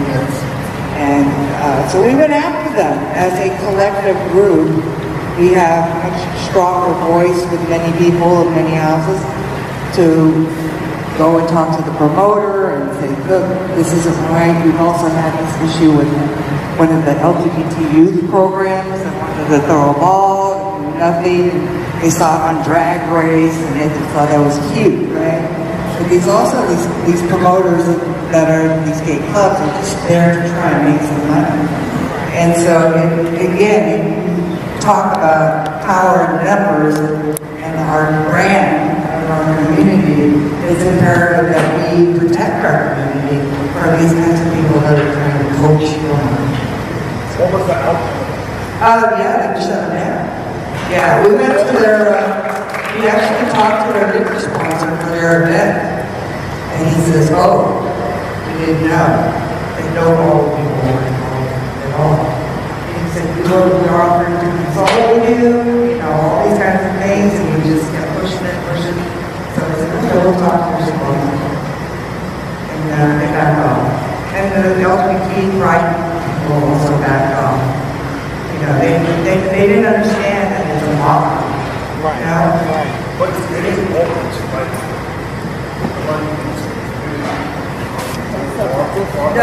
Actually, the sponsor did all to do it, we never did that.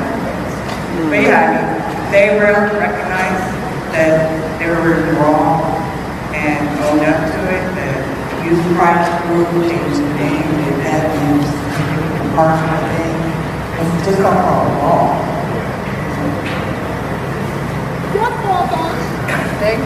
Thank you, Martha. Okay. Very good.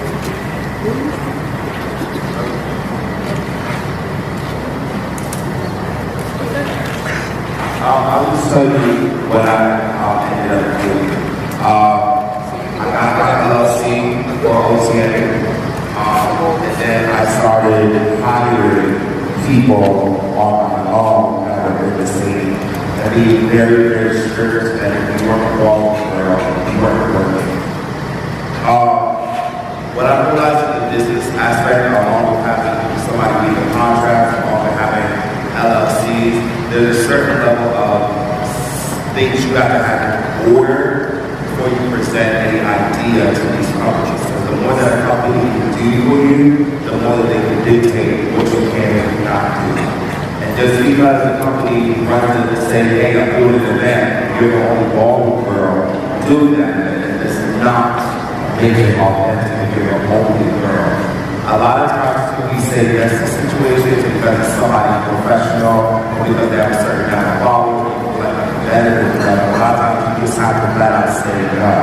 You come to a situation where although they're offering you $50,000, but you know they're not trying to listen to you, you must let them know it's not going to happen. And a lot of times we submit to the fact of how much money they're trying to give to us, or we think, okay, this is not the good way that, this is probably the best way that it'll work out in the future. No, because that's also planting the seed of how we're going to live in the ballroom scene. You think about these TV shows that are out now, a lot of our ballroom girls get disrespected, and we don't say anything, we know about it, but we don't say anything, we still let it happen. It's really about saying no and telling them that you want this. You can't have a champagne taste of beer bottle legend. A lot of people have beer bottle legends. It's going to cost to have these icons come out. Yes, it's going to cost the work that you want to actually put on the board. So yes, it really comes to making sure that on top of having an LLC, on top of having a contract, you know who's the casting director, you know who's going to be the sound guy. You have all that stuff together. So when we talk about not only providing a show, when something go wrong, there's actually wrong with people already set in place. Or when we present these ideas, it's not just an idea, it's an idea and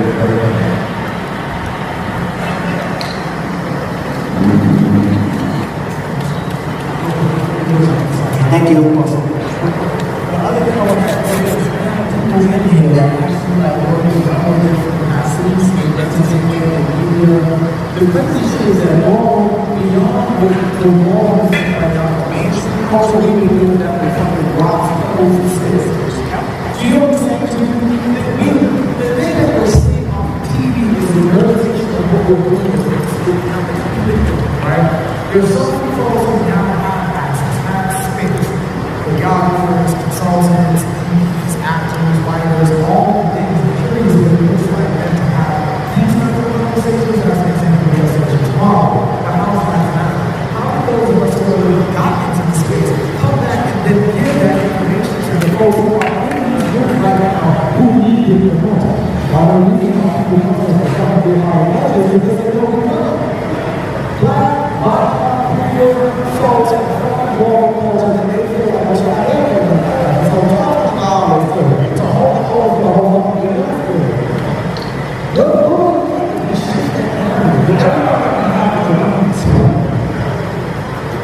And we're not broke, right? Really good value money different because as long as we have talent and creativity, look, always make some money. But we have to, as you just said, shift the narrative. There's nothing broke about us. And the minute that they approach us, we should recognize that you need me now. That table has already shifted because you need me. Because they know that the talent is abundant. That's why we're so good. Which means you should be able to negotiate it now.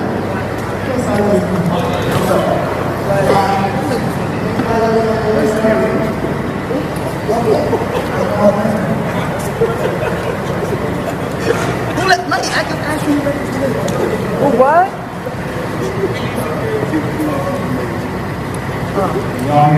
Say what you need to say. I think, but there's so much talent that you said that's in here.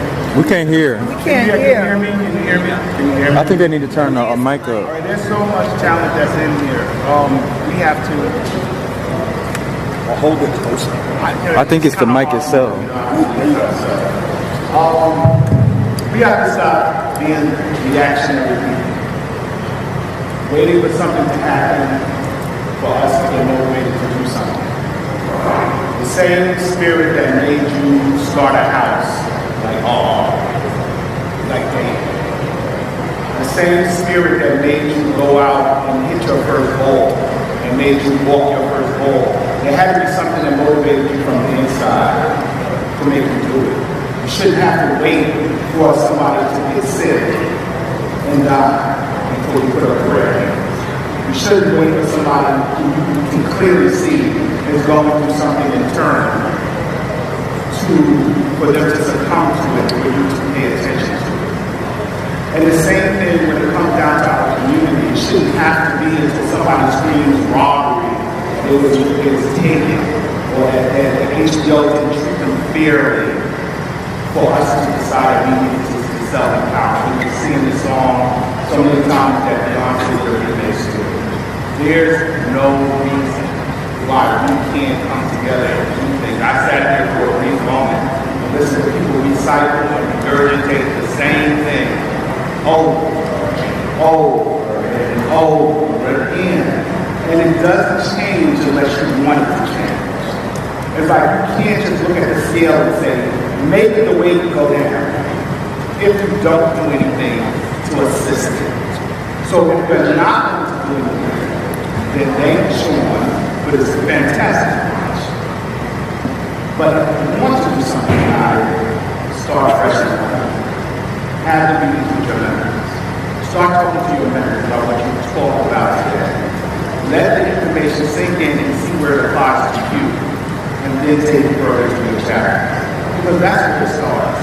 It doesn't start from the whole ballroom scene doing something. It starts from the individuals. And once you get that moving, then the chain reaction comes. And that's all I have to say. You want to do this for me? Oh, shucks. Yes, please. I can't stand you.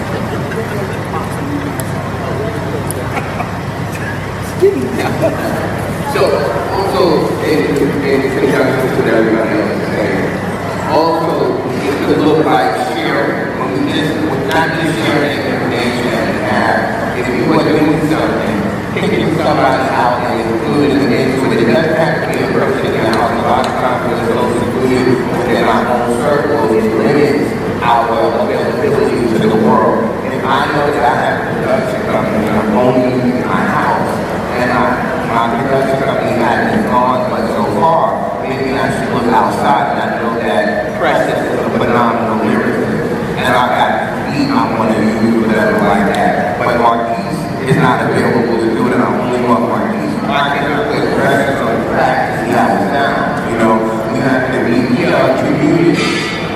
And it takes a village to raise a person, so it takes a village to become successful. We have always been a movement.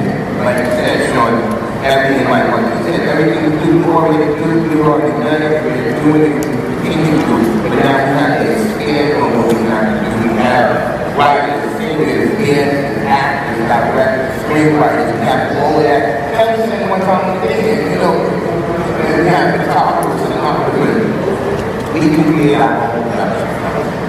And like you said, you and a lot of other people can show us how we can get those funding to start off. And like Mike said, just do it. We have to do it in that community, because when we keep talking about inclusion, it is all of us together, all community, all connected.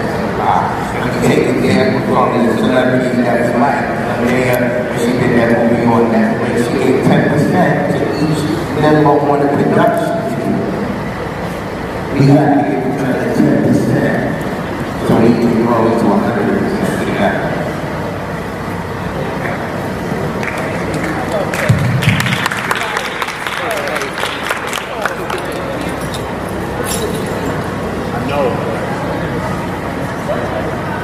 So I have more or less of a question to the statement. So for someone that is on the youthful side of the world, I don't see where there's a directory for someone like me that might be kind of to the premium in a way, but I don't know where to go or who to talk to or how to go about it. Say that you guys know, you guys have the resources. But that's the resources in itself. What about when I'm sitting at home and I don't know where to move the competition?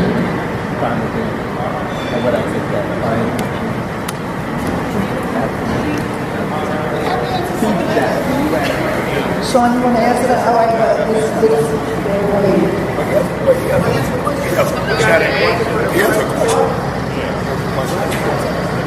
Okay, right. It's all branding. So when you talk about that you want to get out there, the first thing that you need to do is you start your Instagram account and make sure that everything on your Instagram account is pertaining to the content that you want to get booked for. After that, then you want to link that to your Facebook profile. Everything that is posted on your Instagram account automatically goes to that like page on your Facebook profile. Anytime that somebody looks you up, first of all, you need to make sure you have a brand name. You stick by that brand name. Anytime you step on the floor, you are notified by that brand name. When people go to your page, you have to consider them looking at a portfolio. That's your automatic interview right then and there. So that means that they shouldn't see you posting no vice, they shouldn't see you posting no sexual content, if that is not your brand.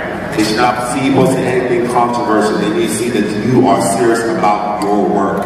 So when it comes to your page, and when it comes to your social media, link your Instagram to your Facebook page. Make sure everything that comes out with you, when it comes to you stepping on the floor, you see that as content. It doesn't matter if you get chopped. If you got chopped, just edit that part out where they say it's a chop. But your fans, this is true, your fans do not care about whether you win or not. They just want to see that content. Somebody that's booking you, they want to see the content. They want to see how creative you get with your content. So if you're serious about getting out there, the person that you want to book you has to see how serious you are about your own image. Because the level of work that they're going to have to put on you is going to determine whether they're going to invest in you.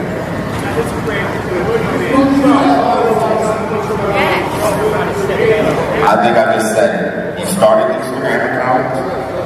You started an Instagram account. Link it to wait.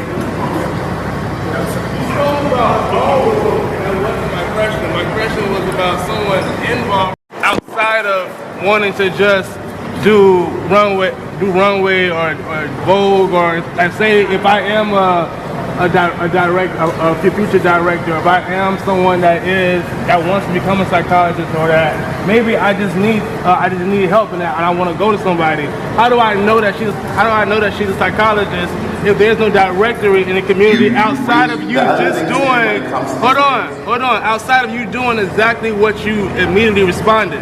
You responded by focusing only on what ballroom visually means versus what's supposed to be taken out of it, which is the community to grow us up. Okay, so what we like that, so here's the thing, maybe. Can I respond? Can I respond, maybe? Ballroom is our communication. We don't talk about how Jamie has been on this show, that show, wrote this book, wrote that book. All we talk about is how beautiful Jamie is when she walks off. So you wouldn't know what Jamie can do, what I can do, and what this person can do, because we don't talk about the outside. So this makes bring it back. Just what I was saying, right? Because I don't want the conversation to go too far. It was a simple question, and it was an answer with a simple response. There's enough people in this room to create a ballroom director. So ballroom people will know when they're going to get that support. And you can't pick and choose who you share, because we keep talking about sharing and trust and all of that. First of all, let's deal with the issue of trust. Someone said earlier that we don't even like working together some of the time. If you can work from a lens that someone is not taking from you but adding to you, and you're willing to work together, then we can get it done. There are kids that need more support than just social media or look for a ball. How are they getting that? Some organizations that are right in the room with us right now that are ran by our own community members, we won't even show up and support. Because we're too busy judging what someone else's experience was. Instead of figuring out a solution to share that. I've shared many resources with people, and I may not even talk to the person who runs the space, but I know and I trust that that person will get the job done. You don't know what someone else's role is outside the ball. But I also charge you as a younger to be present and step out and act. You can't always look for somebody to give you something. None of us got it just by stepping in. Some of us have to use our voice. Use your voice and speak your truth. Regardless of whoever disagrees with what you say. Someone's going to answer you. You're in this space. So utilize the space well. Right quick.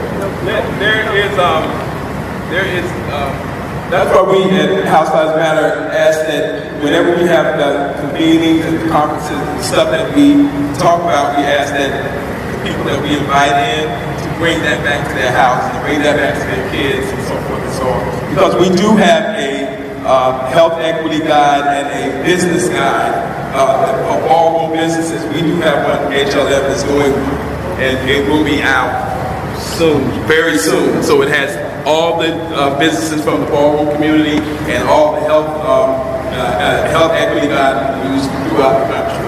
So that'll be coming up. So that's something that we do have and will be available. We got to get ready to wrap this up, so I'm here to have a ball here today. So we're going to have to wrap this up in a minute. We'll take one more question. And the next thing I want to ask you, what does next steps look like? What are next steps?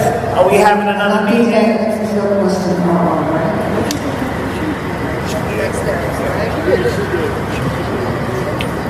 Hey, I just wanted to speak in reference to, the topic of, talent that we have in the community and everything like that. I feel like a lot of time in the ballroom community, and I'm a double step, so I feel like I see a lot from a lot of different houses, and I do see, it is a competitive type of environment, but I feel like sometimes that goes too far, and we forget that we're all a community as well. Like each house wants to be the house known for something, or wants to be the house that's ahead. And instead of reaching out to this member in the other house and helping them so that we can look better as a community in ballroom, we'll try to house that within this specific house and not share that talent and help each other get farther than where we really could have been a long time ago. And also to the other young person, I will just say, if you are a part of any of the ballroom groups, I do see a lot of people like ask questions or post random stuff in there. And a lot of people are active in there and they do respond. So if you are looking for help or questions or anything, I know that that is one of the options that you may be able to do. I thank all of y'all for showing up. I'm going to bless our time, right? So I really did what I stand for. Let me take you what it is real quick. Are you going to tell me? Our next step is to take what we learned and heard here today, and those that are coming back tonight, apply that in tonight's function. And then also the next step is to start to put the plan together for us to move forward. Instead of talking about it, we have to be about it. So we can start it again by planning the next meeting where we can move into action. That's one step.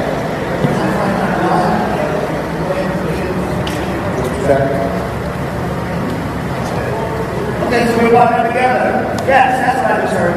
We're going to all partner together to make sure that we have something for the year. All right, I thank y'all for showing up. I'm hoping that you will hang around in the area for the event for the ball tonight. I'm told it's going to start within the hour. But yeah, hopefully I'll see y'all. Thank you all for showing up. So thank you to Sean for putting this on.